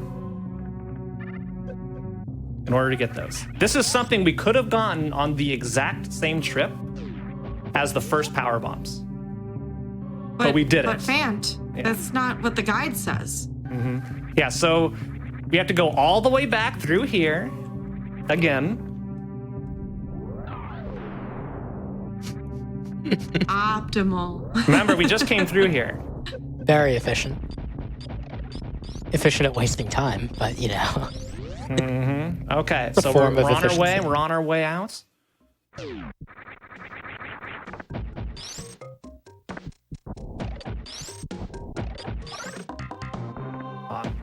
Thought I was gonna make it.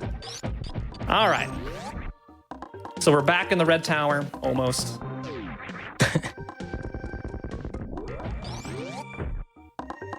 Trying to do some somewhat optimal movement, but it's proven to be very difficult. All right. So remember this area? We've climbed all the way up here in order to get our first set of power bombs, which is great. But what we didn't show is that there's actually another room. Okay, no, that was the same vial plume that got me before. Fool me once, shame on me. You're not getting me again. Fool me once, shame on me. Agreed. All right, so Yeah, this this- room was here. It needs a super missile to open, but so does the other room. We could have just done this. And then No, in this- here, you This place room a is power way too bomb. scary, Phant. This is too scary. Look how scary that. You have to, without knowing, you have to go down into that vial plume. I'm Maybe we terrified. needed the X-ray visor for this, which is why. Actually, yeah, that's probably why. We got the X-ray visor so we could read further into the guide. I see. We couldn't actually turn the page. We had to use the X-ray visor to see the next page. Now, did you get this X-ray visor in like a cereal box in the 90s? It came in my Captain Crunch. Yeah. Oh, God. All right. Okay. So we got all the way up there. So now we're once again heading down. Here's like the third time we've fallen down. But this is the actual last time we're going through these rooms. Yeah, I've heard of this. It's sending us to a place called Norfair? Norfair, yes. Para descubrir este chozo, utiliza Powerbomb después, hazte bolita y colócate en su mano para que el nivel de la lava baje. Okay, yeah. You got that? All right, got it, yep. cool. Yeah, as we're going down this elevator, hi, I'm Phant_TV. I stream Phant. stuff. This is Woolage, my co-commentator. He's cool. This is Nukes, the wonderful show host, who is also cool. Hello. Oh, did I I'm ever doing, I don't think I ever introduced myself on this stream. We know Hi. you. Hi. Hooligan. It's true. I did see type one people in chat if you like know who Wooligan is. I saw some like, is that Voligen on the stream? Like, yeah, not playing the video game. To focus on the video game. But yeah, I guess it is worth mentioning. Like, we've talked about how Phant is kind of new to Super Metroid, and so you're seeing the, kind of the results of like a fairly like condensed amount of practice from him, and you're seeing that, how that learning process has gone for him so far, and so on. I'm also not like a super experienced like Super Metroid speedrunner or anything. I have only done SMC3 randos. I do know a fair bit about Super Metroid just from watching way too much Ivan and Zost and Andy and many other people. So I'm just here to, support Phant on commentary and help provide some insights, and also kind of, show there's not just people who like don't totally know all the ins and outs running the game. That's the same kind of goes, for the people like around them in the community and stuff. Not everyone knows everything, and we're all learning together. That's the fun of the community. Anyway, here's where the music really starts to slap. Lower Norfair, Heck a lot of yeah. people's favorite track in the game. For good reason, heck. One of these days, I'm going to get through that without taking damage from that fire. All right. I believe this is where you are descubriring the Chozo Yeah. mhm. by utilizing power bombs después. Yeah, so we're draining the acid or whatever it is. I've always thought of this as acid. This guide says lava, so I'm pretty sure it's canon. Okay. Definitely Club Nintendo lava. says it. Oh, that was slightly too early. 1 block high. Okay. Yeah. Not bad though. Now we're gonna go through the Meta Knights here, which I'm terrible at this room. One day I'll figure it out. Today is not that day. And this is another one of those moments. Ooh, all right. Oh, God. That was so close. Yeah, this is another troll moment, like Nintendo exercising their Kaizo chops early on. I forget exactly where the lineup is here, but I think it's like right around here. Similar to bomb trees. Okay, that's not bad. Yeah, so Phant's going for a safe spot here where basically you can just kneel down and shoot charge beams aimed directly up. I think you want it to be basically between the two positions where you're getting knocked about here. It's tough though, but once you get it, it makes this fight basically free. Even if you don't get it, it's I still finally not got very in there. difficult. Yeah, with charge and wave and plasma, like you're doing a ton of damage anyway, so you can usually survive if you got enough health. All right, there we go. That's the Torizo missiles, and now we're getting the iconic move. Let's get some missiles, actually. There we go. We're getting the iconic move of the Metroid series, the screw attack. Oh yeah. So the attack's so cool, it is the Metroid logo.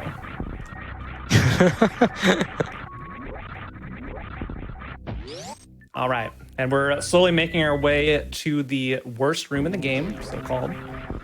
Because it's the worst room in the game. I don't think it's that bad in this category. Other categories, it's the worst room in the game. Not in this one. If you have screw attack, it's fine. If you don't have screw attack, it's the literal worst. Yeah, and to be clear, Phant is not, he's not describing the room. He's not expressing an opinion that it's the worst room in the game. That's the name of the room. Yeah, the community that's just has, the name. yeah, like the community has names Oh. for a whole bunch of rooms in this game. This particular room that he's in right now is the worst room in the game. That's its name. Is that what it says in the guide? No, No. that's a community name. Anyway, so we had to go through the worst room in the game in order to unlock Kingdom Hearts, which Of is course. right here. So this is Kingdom Hearts. Oh, I don't think the reference will be lost. But if you need help, there's 3 circles in here that look like a certain somebody. Oh. Yeah.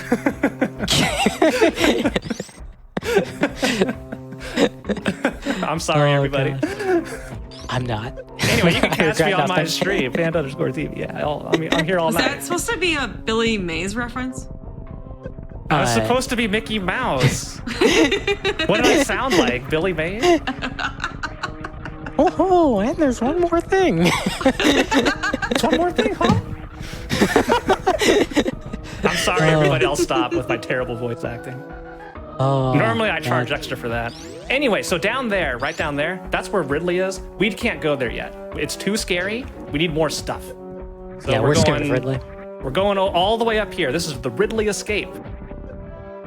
This is We're normally what you certainly do. escaping. This is normally what you do after you beat Ridley, but Club Nintendo wants us to do it before because the items here are crucial in order to take out Ridley. I'll show you why. The most crucial. Yeah, this is an incredibly crucial item. That's an incredibly crucial damage boost as well, Yeah. probably. All right, so we go in here, and we're gonna get the FFZ missiles. Franker The Z, room looks like Franker a Z, dog. Franker Z, Yeah. Franker Z, Franker Z, Franker Z, Franker Z, Franker Z. Yeah, so we needed those to beat Ridley, so now we're gonna go all the way back. I hate it so much. Club Nintendo %, everybody. This is optimal routing for Club Nintendo %. Now this part is actually optimal. We get that pickup, and then we go through here to get another pickup.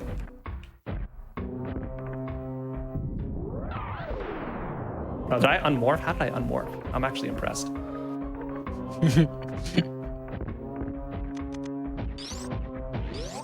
All right, so we're coming down here to get some power bombs right here. And look at this efficient routing. This dumps us out in the following room. Yeah, look at this. And we could just go down. Look at that efficient routing. And we could also just go left, which would also be efficient routing. Yeah, we could also just You go know. left. Oh, Anyway, This one route. thing that is nice is this route has you collect this tank. This is the Firefly tank because there's fireflies around. And every time you collect an energy tank in Super Metroid, it refills your HP. So now we have a lot of energy. yeah, this is unironically nice. Otherwise, you would have to farm, some enemy spawn location to just Yeah. get a bunch of extra health. Yeah, this is unironically a good pickup to get if you're just starting out in Super Metroid. Just going in here with full HP is important, especially if you're doing without the gravity suit or something, one of the more advanced categories. It's also worth noting that the door that Phant just passed, he's feeling fine. Ridley is going to be okay for Phant, but if you ever are learning a speedrun and you feel like Ridley is a spooky place where you might die and lose a run, there's a save point. He just passed it just a minute ago. Yeah, so. I'm skipping a lot of save points. Hopefully it doesn't bite me in the booty later. That'd be bad for everybody involved, but I think we'll be okay. Just Wait, don't I die laid, for it. I laid a regular bomb? No. Okay, these are called the bombs of shame. You normally get these if you run out of power bombs because you miss too many things. But luckily, we don't have to worry about that in 100% categories. We always Anyway, feel shame. Let's try when and do playing something 100%. here. Damn it.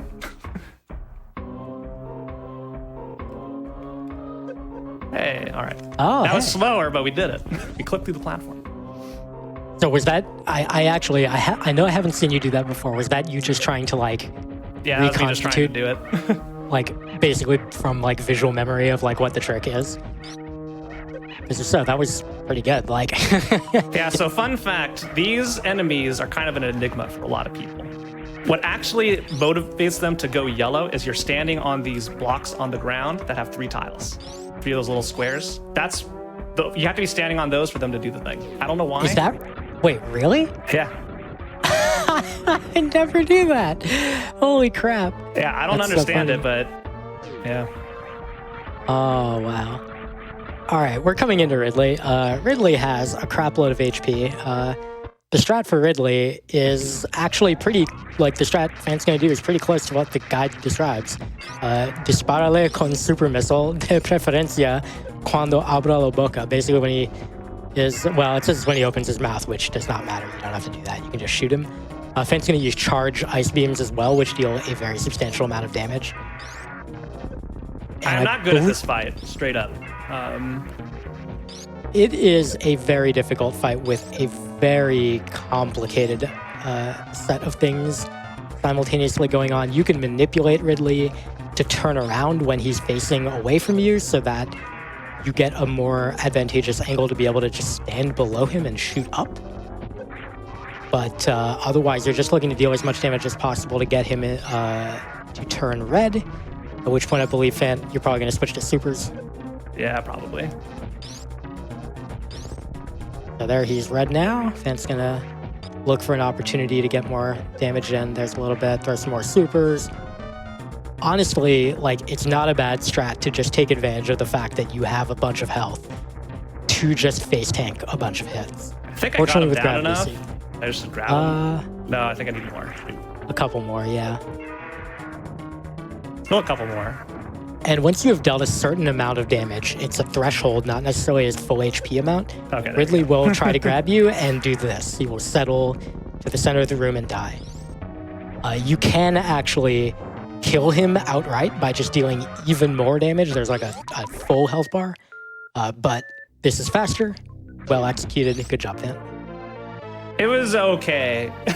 You could do that so much faster, but people can spend, dozens of hours on this fight alone and still have stuff to optimize. So these are very difficult bosses to do perfectly, as well as just memorizing all the patterns and everything. So there's a lot to learn. So many small optimizations that are impossible to go over in like a single run.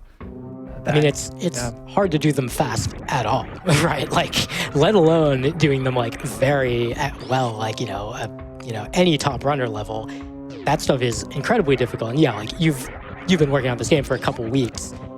It would be very unreasonable for you to have spent too much of that time focusing on, for example, memorizing Phantoon cycles and things, right? Like, that's just not an effective use of your time as you're learning the game. There will be time to get around to those things. Yep.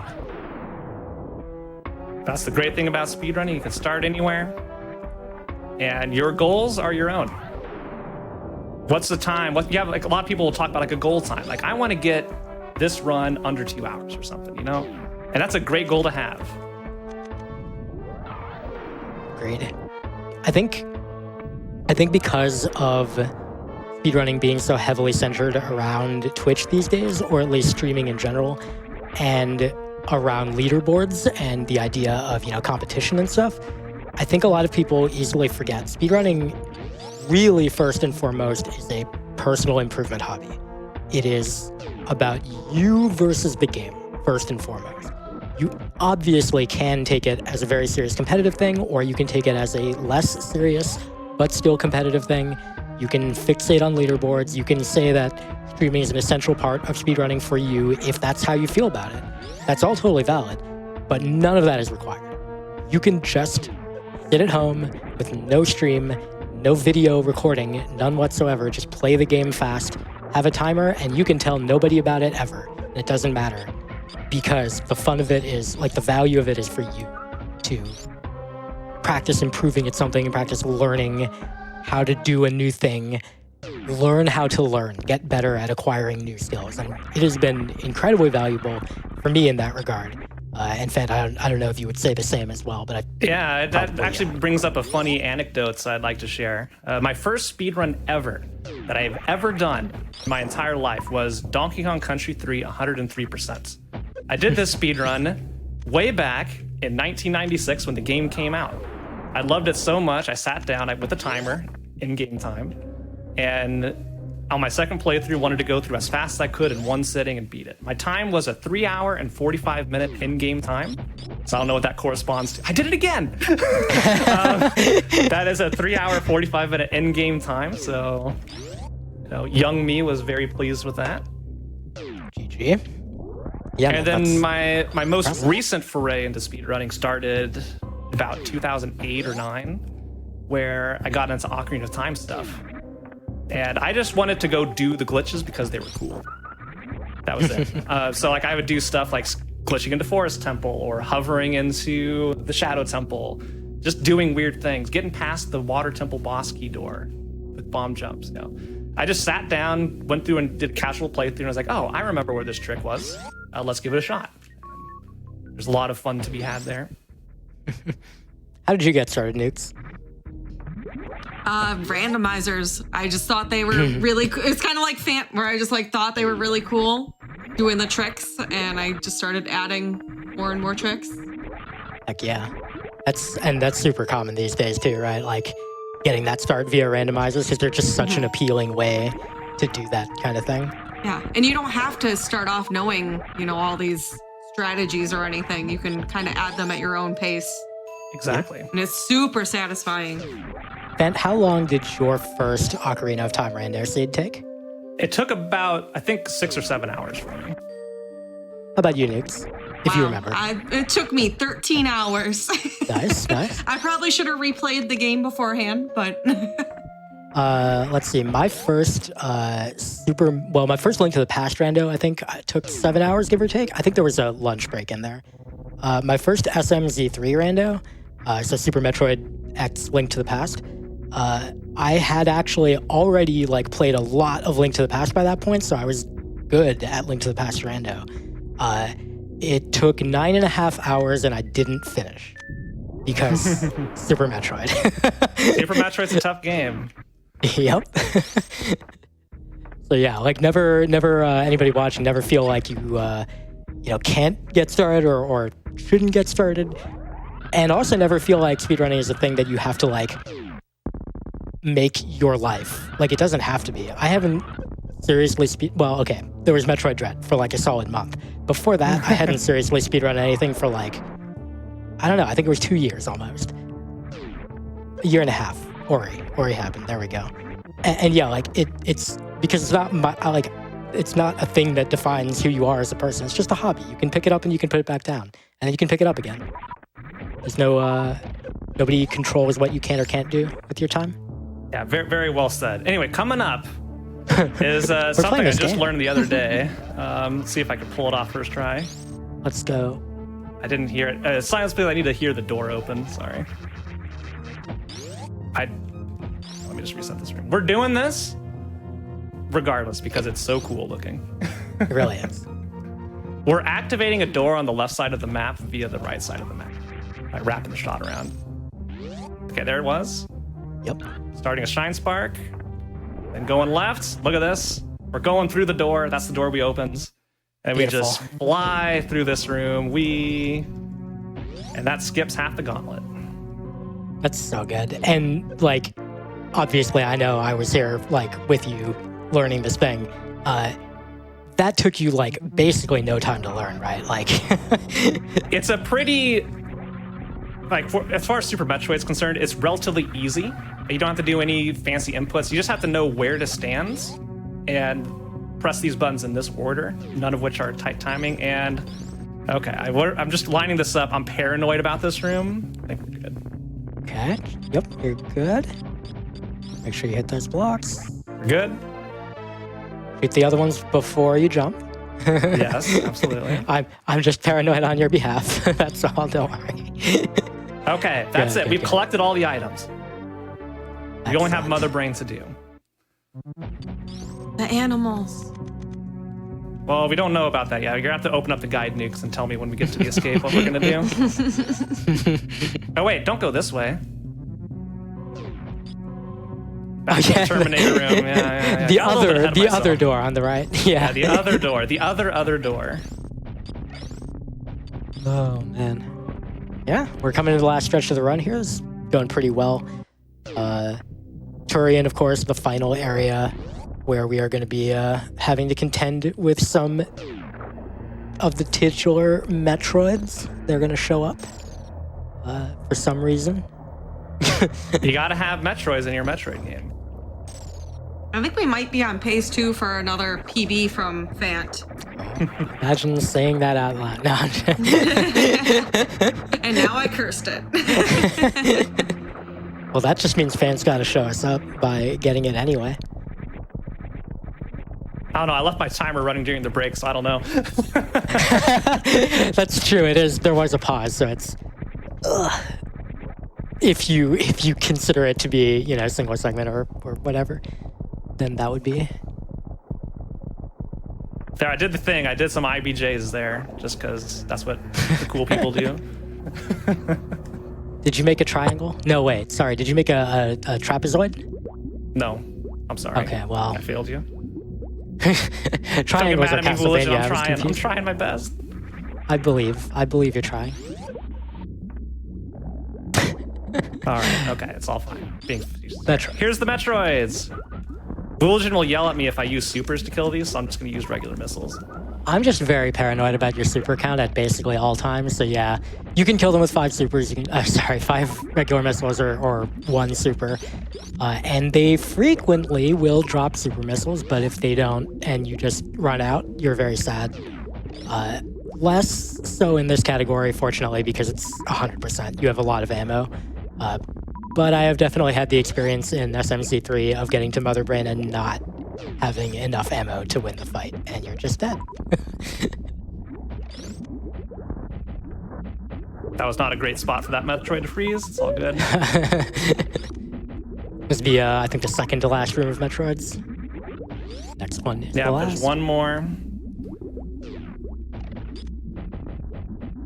There's a cool thing you could do to group the Metroids up and take them all out with 1 missile pack. I don't know how to set up the AI to do that. And here we go, spooky room. Why is all this sand here? Why are these things unkillable? What did they eat? Who knows? Give them adamantium armor. I don't know. Anyway, remember the beginning of the game where we saw that Metroid, the little baby Metroid? Well, it's about to show up. Wow, spoilers. I know. So I don't know if this room is supposed to set it up like this thing's supposed to hurt Samus and the Metroid comes in and saves your bacon, or if it's just there as the demonstration of, oh, this Metroid is huge. Look how fast it took care of that thing. Nothing but bones. Now it's coming after me. Oh no, you got caught. Oh, it's sucking all your life away. Oh no. The problem with having so much HP is this part takes a while. Yep. No. It stopped. Oh, I thought I was a goner. Got real sweaty there. Yeah. Isn't this Metroid adorable? Look how cute it is. It just sucked all your life out. Yeah, but it does. What a lovely pen. Thank you. What a lovely Metroid. Oh, don't get the missiles. Course. Don't need those. No, please. All right. Of course. We can relax the game now. Is... Our energy is refilled. Yeah, the game is actually kind enough to give you a refill and a save point before Mother Brain. Oh yeah, thanks for the reminder. Yep. I very much want to help. One last safety save.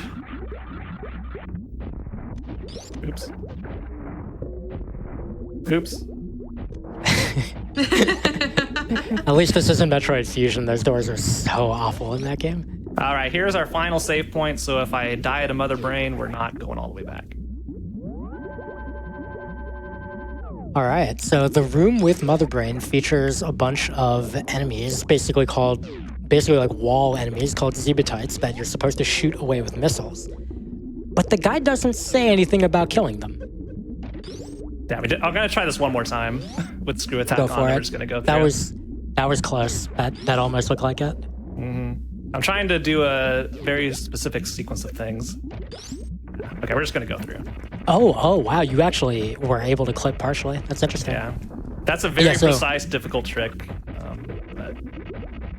Yeah, Phant and I have we've sat together a fair bit over the last couple of days, and also outside those times, Phant has been doing a lot of practice on that trick. There's a couple different versions of it. The version Phant was doing there is the one that I mentioned way earlier. That's considered really hard. For Phant and me, apparently it's more consistent, but alas, not today. That's fine, because we are gonna just enough supers. Perfect. Kill Mother Brain. Phant, you were telling me how much you love this this transition into the next phase before. Yeah, it's great. You think you've killed Mother Brain? But no, there's an entire dinosaur underneath that brain. Surprise! I don't know where they were keeping it. But... So Mother Brain, of course, again, has just a huge amount of HP, and you just have to deplete it by shooting really anything but regular beam attacks. Regular beam attacks won't actually hurt her, but charge beam will. Super missiles work as well if you have them. Regular missiles work if you have them. Okay, we're at the catch-up. Phant does really want to watch out for some of these attacks at this point because he wants to have a specific amount of health, looks like. Oh, I messed it up. I went one more. Yeah. All right, we can't do the stand-up glitch, unfortunately. Actually, wait, hang on. I should have used my reserve and gotten up. Can you? No, yeah, it's probably too late now. Too late now. You're gonna see what Mother Brain fight is supposed to look like. Honestly, this is safer anyway. Like, of all the safer, ways for this to fail. Yeah. So Phant was going for a glitch called stand-up glitch. If you damage to a specific amount before she fires that rainbow beam, which is effectively her super attack or desperation attack, you will be able to stand up afterwards, damage down more, and you can force this sequence to happen immediately instead of having to wait for her to damage you more. But it is really tight as far as the health requirements and the timing required, and there's a very good chance of just dying outright, which is actually a large part of why you took the safety save. Yeah, unfortunately, the reason that failed is I damaged once too much. Because there's certain HP thresholds that you have to be at to be able to regain. Yeah, that's what I'm looking for. Regain control of Samus here. And if you're above or below 700 HP, you lose control. So we have to wait through this. So how's everybody been? I will Enjoying say this run. same. I will say that, like, there's obviously, when you're a speedrunner and you, like, go on, a stage like this and you're, like, doing a run, even if you're, like, brand new, there's a lot of temptation to, like, feel bad when you, like, miss things that you've learned and stuff. But I think one of the things is, like, when you learn these, like, specific high volatility, like, high difficulty tricks, those are the easiest to struggle with when you have any amount of nerves. But I think the cool thing that I hope at least you can take away, Phant, is that your overall play level has been basically consistent with where you're currently at as far as your execution and stuff. And like aside from having trouble with a couple of specific tricks, this run has been really smooth. Thank you. So this strategy of hyper beams is slow. You generally want to avoid having two hyper beams on at the screen at the same time. It causes a whole bunch of lag. That being said, this is very easy.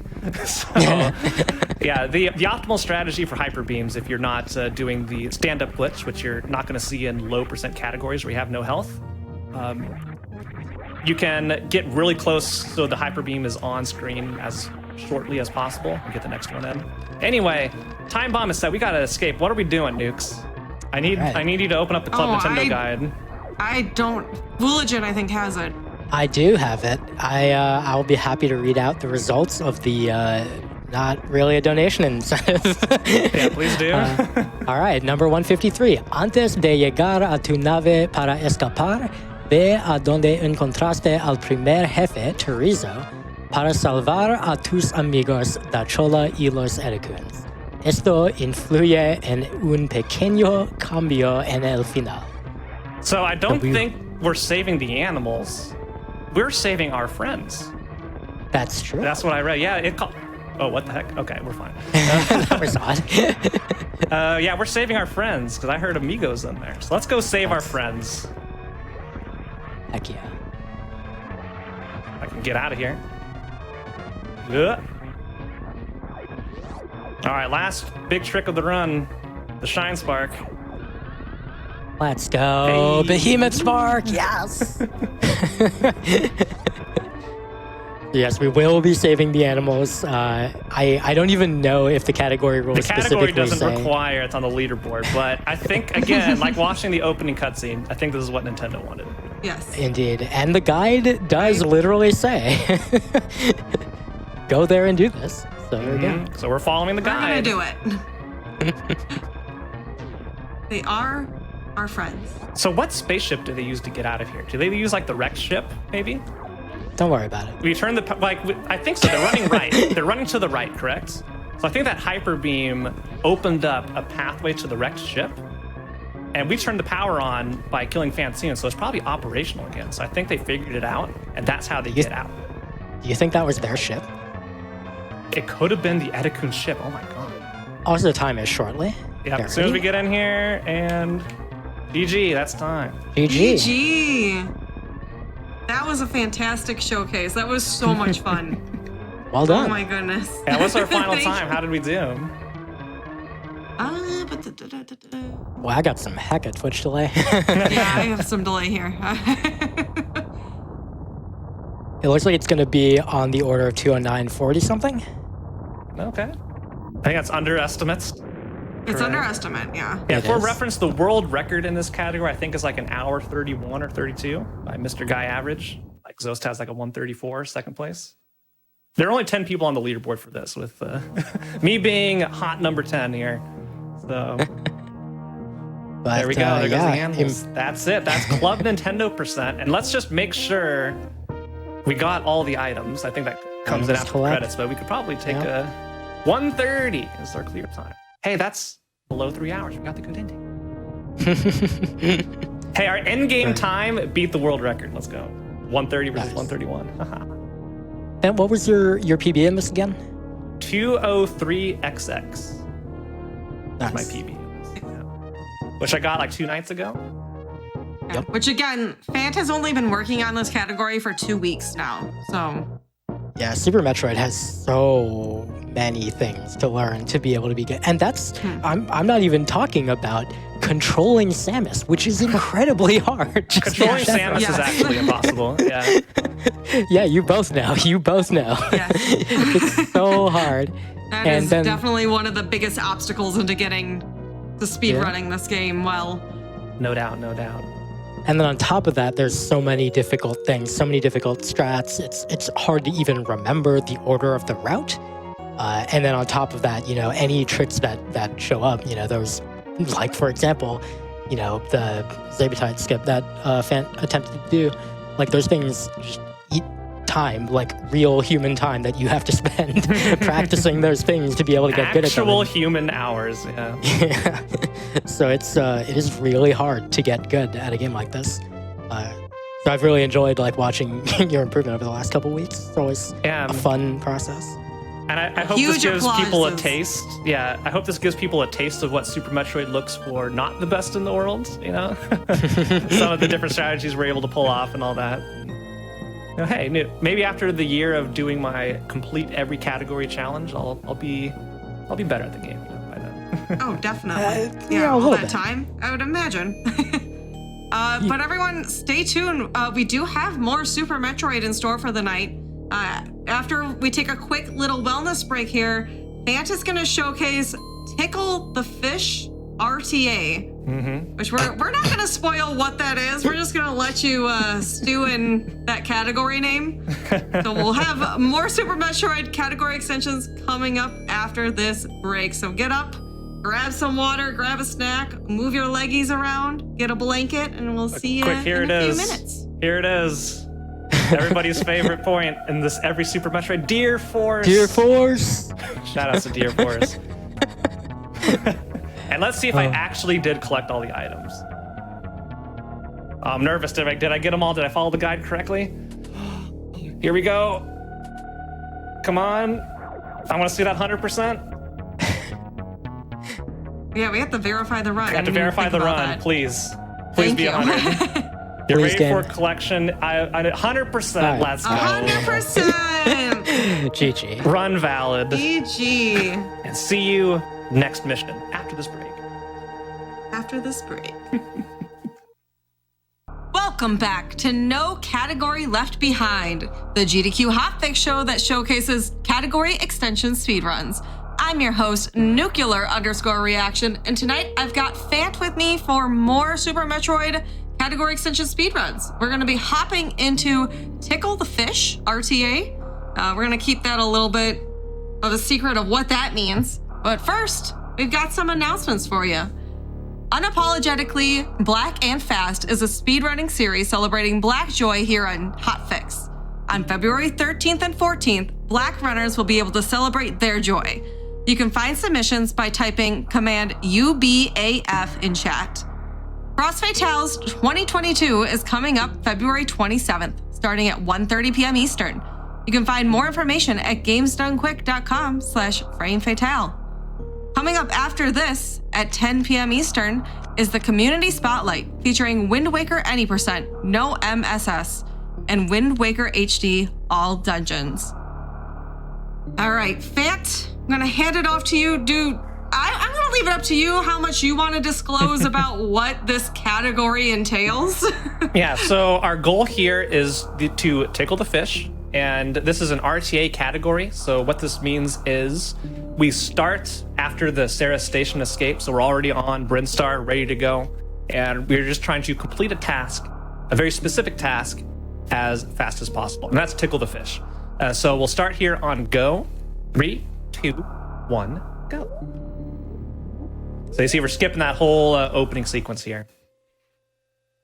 And let's go tickle that fish. Now you may be asking, what fish and how do you tickle it? More to come on that later. So I want to know if there's any guesses in chat for what this category means. Yeah, I'd love to hear what people think where our goal is. You know. I'm gonna try and actually get this moonfall this time.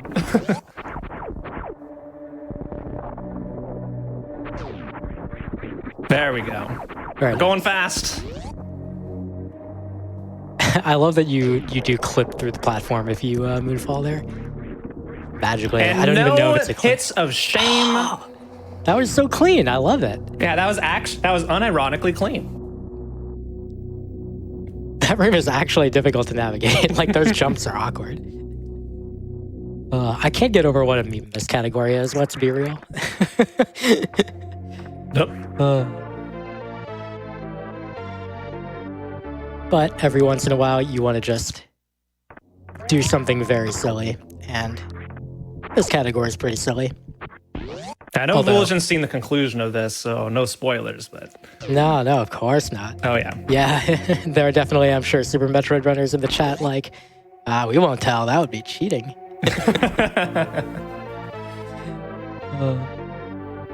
So we are going to use a more optimal way of routing things since we are no longer chained by the shackles of a 1994 Nintendo magazine. That being said, there are many different routes to do this. Some of them involve getting no suits whatsoever, and it's terrifying what we have to do. So I'm going to be going for a safer route that has less risk of catastrophic failure so that we can see the end of the run. So we're going to be killing Kraid. That's going to be like our first main goal to get the various suits so we can go into Norfair and get some things.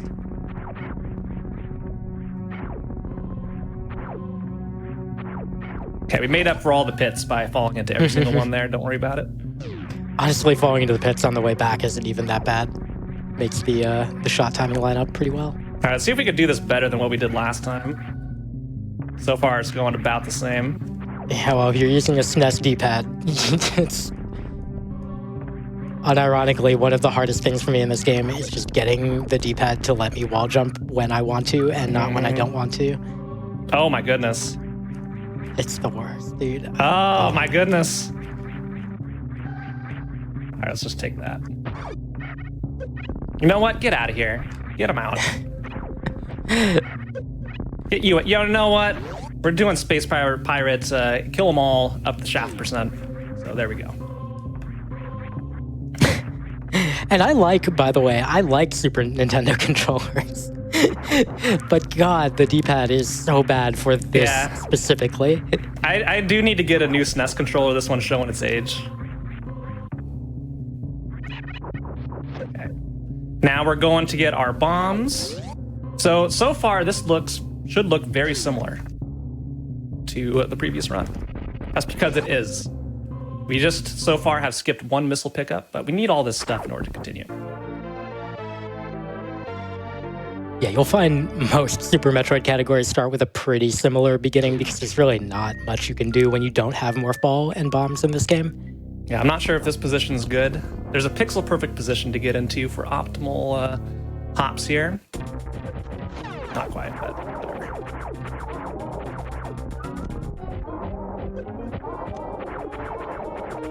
Again, Bomb Chorizo has 800 HP, missiles deal 100, but you don't have more than 5, so you do as many as you can, and then finish the rest with beam shots, which are 20 each. All right, there we go. Perfect. Continue. All right, round 2 version of Alcatraz Escape. Can we do better? I think it was like a third attempt believe. last time. Third or fourth? I totally forget. It was an attempt. There's 1. Count them, chat. Almost had it. There's 2. Oh, I thought that was it. That's 3. I almost had it. That's 4. Ah, dang. Don't forget the thumb roll thing. There we go. We're through. Yeah.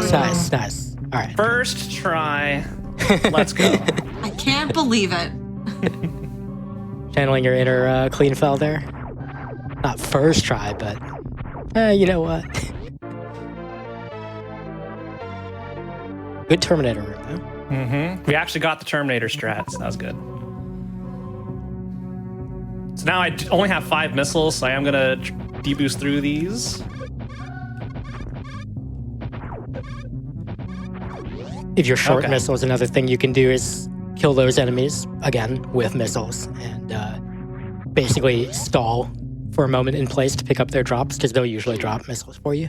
Most of the time, but not always. When I was practicing this, I got several instances where none of them dropped a missile. It is not 100%. Nope. All right, RNG so remember how we had to go through Spore Spawn last time in order to get super missiles? This is what you do in pretty much any run. You have to go in here and do a trick called a mock ball, which involves jumping through the door. And then going really fast like that, and we can just skip that, which normally you need speed booster for, and we're up here. And we got some supers. Highly recommend this trick, which Phant just did very cleanly, as like the very first thing that you learn if you learn Super Metroid, or even if you don't want to learn it as a speedrun, just do it. It's fun. Again, there was the speedrun wiki on I think it was supermetroid.run. Yep. Where you can find that, and has a ton of useful info there, including how to perform a mock ball so you can learn how to do it. I'm gonna try and do another mock ball here. I failed in the actual run. There we go. Nice. So I'm not even gonna bother getting, you can use this to manipulate one of those enemies to come over here and get a missile drop.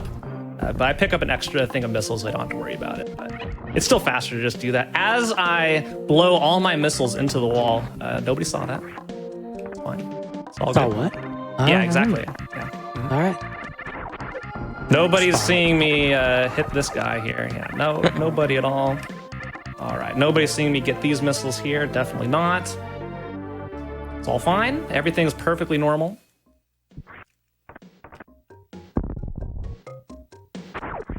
All right, we'll get this charge beam. Now we're gonna go get the Spazer beam. Spazer beam's another optional thing. It just makes the last section of this run easier. Also, it makes Crocomire easier. So I will be collecting the Spazer beam for convenience. I'm gonna try another fancy mock ball here. Messed up my thing. It's fine. Everything's fine. I'm actually low on HP though, so I wanna be a little bit cautious. By firing all your missiles. Exactly. Wow, that thing hit me. Rude. I need at least 4 supers going down this room. But, you know, should I do the Sloater's refill? Yeah? You're required to do the Sloater's Am I refill? required to? Like, I don't actually need to this time, but, you know, Wooligan, to make you happy. Do you know how disappointed Sloaters will be if you don't take his refill? But now I have to farm another super missile. Wow. All about you. Yes. Why won't you think of Sloaters for once? Can't believe this.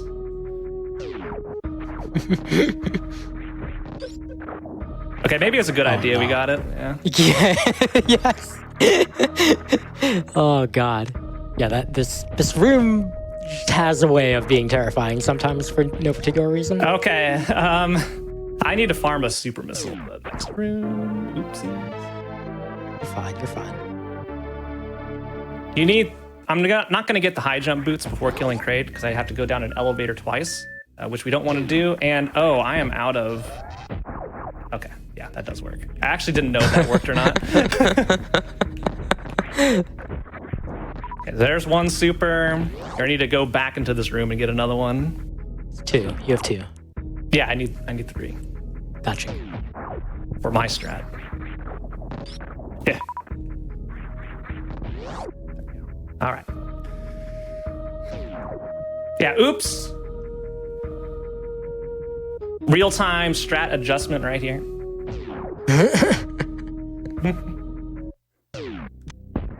I do have people in chat asking, when is Kill Crocomeyer's tongue RTA? Well, if you tune into my Twitch channel, at some point in the next year, I'll be doing that. Because that is a category to do. Kill Croc's tongue. It involves some glitches because it's actually quite difficult to do. In terms of Croc's tongue has a lot of HP. Like it requires more missiles than you're able to get. So you need to do some shenanigans in order to do it. Fascinating. Mm-hmm. It is quite fascinating. But yeah, I do plan on doing that, again, along with every category in Super Metroid. With a couple caveats, I will say, but don't worry about those details. I'm gonna need to farm up at least 2 missiles here for the Kraid quick kill. Yep. You get a second chance at it tonight. Yep. See if I could do any better. Might as well get some extras just to be safe. It doesn't go well. That's not a D-boost. That's not a D-boost. That's a D-boost. All right.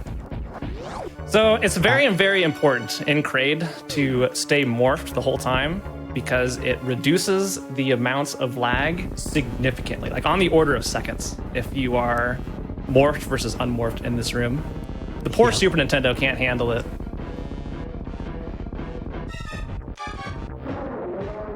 Ah, the hand, dude. The claw got me. Yeah, that's one of the big sticking points with this trick is just getting your shots over the claw. You saw it again. It keeps eating his freaking charge beams. Very rude. Yeah, we're almost done. Not my greatest showing of Kraid. Ooh. Uh-oh. Yeah, I feel like you've been getting the quick kill more often than not recently. Once you got down. But such is life. All right, Kraid's down. I'm gonna get some HP here so I don't do a dumb. Yeah, so that's what Kraid's supposed to look like in a casual play. There you go. Yep, that's the speedrunning life. Sometimes the tricks do not go well, and then you have to do something as a backup or a reset. And it turns out sometimes resetting is not what you want to do. So yeah, I'd say half of speedrunning is getting the trick first try, and the other half is knowing a backup for every single failure mode in order to recover from failure. Otherwise, like expecting to do everything perfectly every time, it's tough. It's tough to keep going with that. So you come up with backups to salvage runs. And honestly, that is very much like it's not just like raw skill or like, magical talent or whatever that separates like a top runner from these things from anyone else. Sure. It really is just knowing all of the ways to turn even a mistake into something that is still fast. And everywhere, across the entire run, every movement that they do, they'll have either a consistent way to do it fast or a backup for when something gets messed up. Yeah. So that tank isn't required. I'm just getting it as a safety. Because we're not going to be getting all of our suits, so we're going to be taking a lot of damage if we mess up. So this is just safer in general.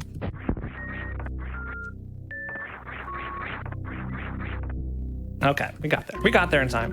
So now we're going to get high jump boots. And this is another thing that you can do without, but it's fast enough to get them, where the big series of movement tricks we're going to do at the very end of the run is going to happen.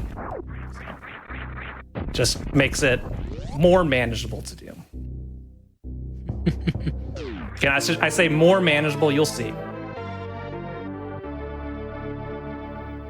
This category. I have to ask, Phant, what made you choose this as the second category to showcase tonight? Well, since I'm gonna do them all eventually, I just looked for something that confused me the most. And Tickle the Fish confused me the most. So I had to learn it, and here we are. That's literally the whole story. There's nothing more to the story than that.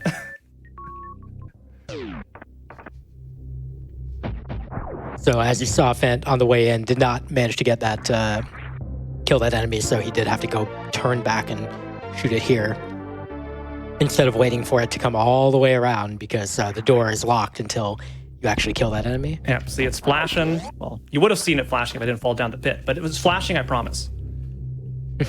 All right, so now we're gonna sequence break to the ice missiles. Or not, I said the ice missiles again. This isn't Metroid Dread. This is Super Metroid, the ice beam. So we need to do a mock ball in here. Like that. We can get under the door. Very nice. Again, that bypasses speed booster, which we will not be getting in this category. Okay, there we go.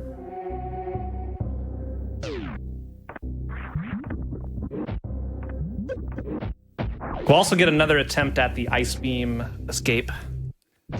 Mock ball. We got it successfully last time. We'll see if we get it this time. It is a difficult short hop mock ball to do. A lot of inputs in a very short span of time. And it looks cool as heck. It does look cool as heck.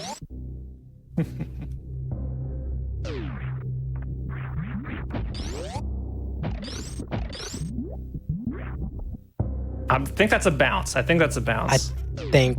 Nope, we're good. Oh, wow. Hey, Yes, let's go, dude. Let's frickin' go. 2 for 2, baby. Both runs. I love it. That strat really is just unironically sick. One of my favorite things about speedrunning is pulling off some like very like minor kind of time save or like thing that is just like unnecessarily hard relative to the amount of time it saves, but it still just feels awesome when you pull it off. Yeah, that one feels great. Okay. So we're now on our way to Crocomire. Now, Nukes, quiz time. Do you remember what item awaits us, what important key item awaits us after Crocomire in this run? Chat, you can guess too. There's something down there that's really good for this category. The thing that Billy May sells. I don't know. Does Billy Mays sell grapple beams? I don't know. The grapple beam. That was my second guess. All right, first we're gonna have to do a little clip here. Remember we did this thing on a door to get by it? Third try again. What is this? Nice. Nice and quick. This is a room we actually did not see at all in Club Nintendo Percent because it would be fast to go through this room to get to Crocomire. So we're not doing that in Club Nintendo Percent. We're doing it here where it makes sense to do so. I forgot to save again. Oops. It's fine. It's fine. It's just Crocomire, the most adorable little dragon that, or whatever it is, that throws little temper tantrums like 2 in a row. Let's go. He's so Look at his- angy.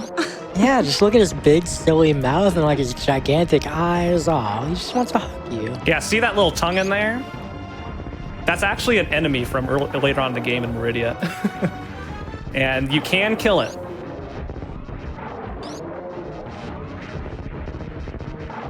Because, you know, This game is- Crocomire has infinite HP. This is just you are pushing him off the ledge. Oh, throwing a This game temper is tantrum truly again. magical. So wait, you can kill.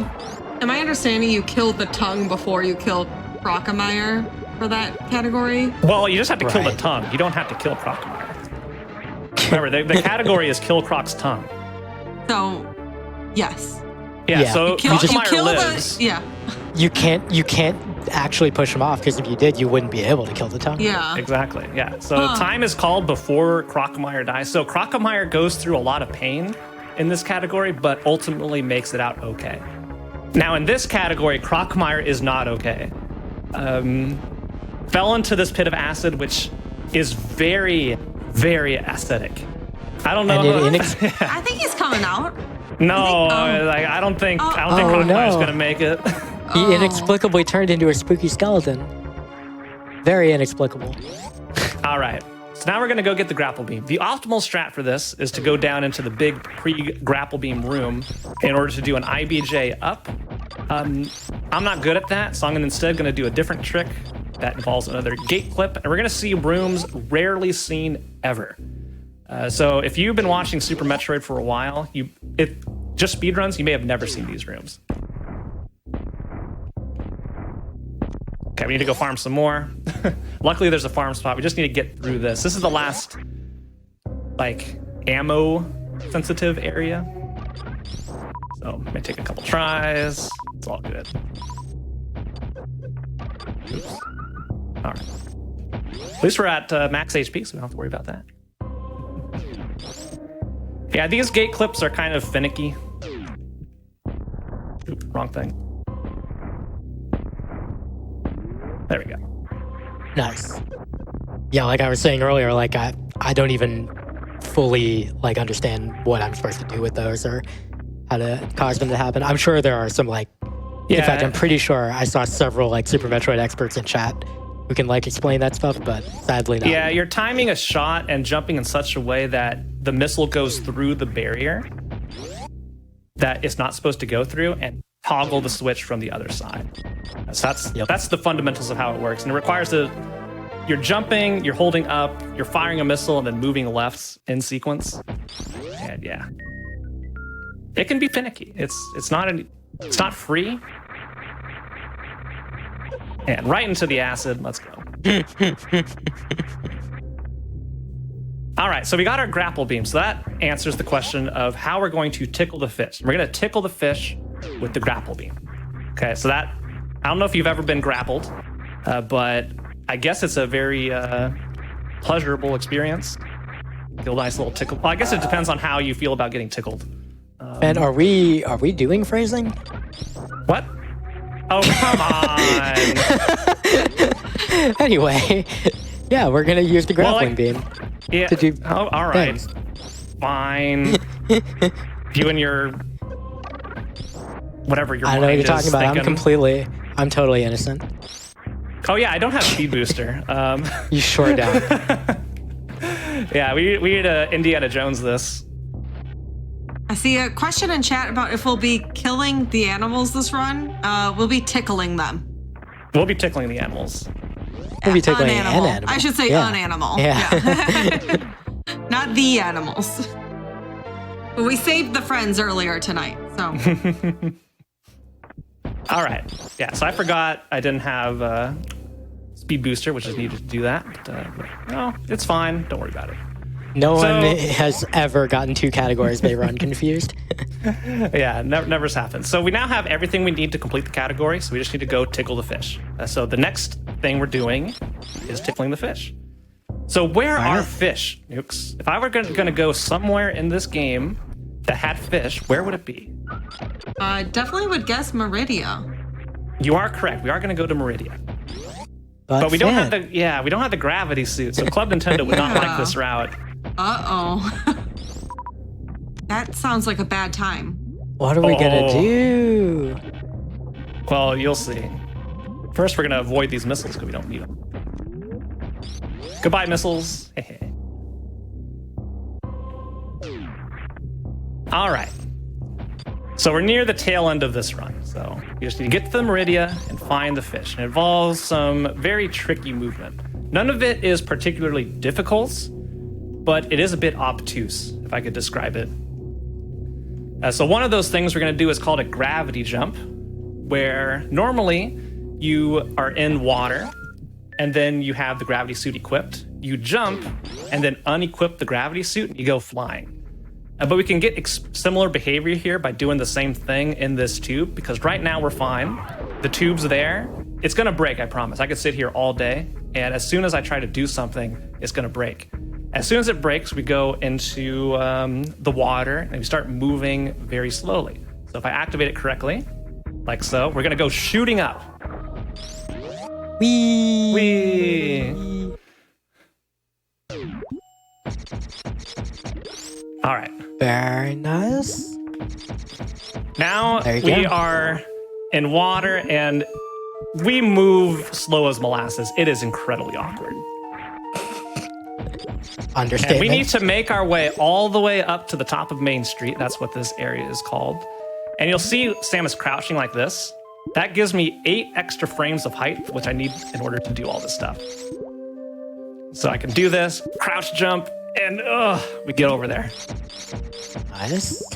All right, so now we need to freeze these enemies.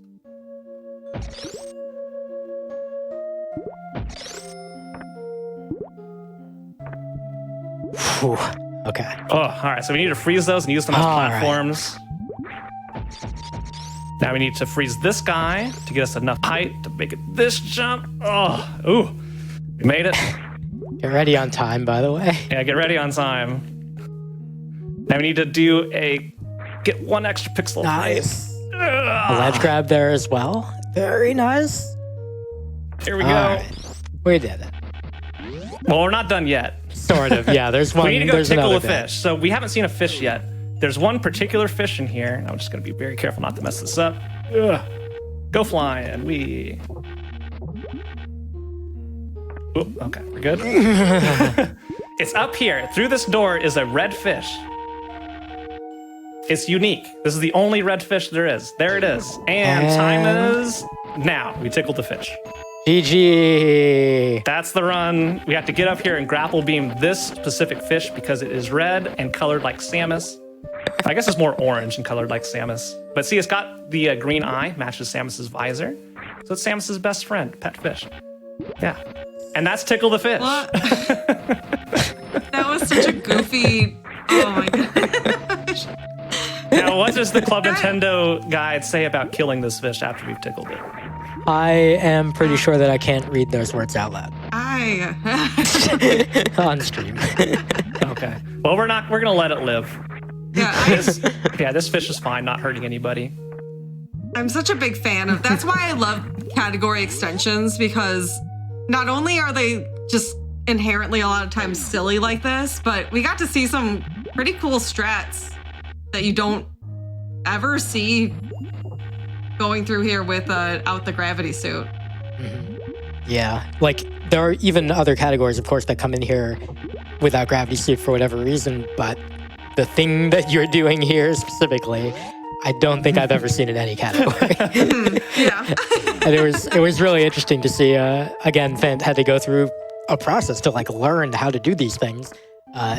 And until like somebody gave him the secret sauce that you're supposed to crouch jump, it seemed like impossible. It was like, how do you get the Yeah, I height can for this? demonstrate that really quick. I don't know if my screen's still showing. It's actually a good room to do it in. So I'm gonna jump up between these things right here. Let's see. So I go through. See Samus's height. There's 2 blocks. We're getting about to the bottom one right there. See that? So that's keep that in mind. Block 2. There's block 1 that's at the feet. Block 2 is right above Samus's helmet. That's a regular jump. Now, if I crouch jump, see that? We're now like halfway up through that block. That's 8 Yeah, it's pixels almost of half movement. a tile higher. Yeah, that's half a tile higher, and you need that height in order to pull this off. So, Neat. yeah, that's just a little thing you can do. And then ledge grab's a little bit more complicated, but similar thing, just to get 1 pixel higher, essentially. That's the run. That's Tickle the Fish percent RTA. Well done. GG. Well, Phant, thank you so much for showcasing these awesome category extensions for Super Metroid tonight. Yeah, I hope want to give everybody you a enjoyed. chance to shout out whatever you want to shout out, your stream, maybe your Hotfix show. Oh, okay. So I do want to talk about my Hotfix show because I need as many people there as possible. Because tomorrow, same time at 7 p.m. Eastern, we're going to be doing Mario Party Superstars. And not just in any way, we're going to do GDQ Chat plays Mario Party Superstars. So yeah, we're setting up a bot where you, via chat commands, can control a character in Mario Party. And well, we'll see how you do. My show's called Game Masters, so chat, you better be good. Just saying. Yeah. That I will be there. That sounds like a ton of fun. Oh my goodness. Yeah, so we'll be doing a thank you couple maps there. So much. Thank you so much, Phant. Stick around, chat. We're going to take a quick break, but afterwards, we've got Community Spotlight. We'll be featuring Wind Waker any percent, no MSS, and Wind Waker HD all dungeons. So stay tuned for more speed running. See you later.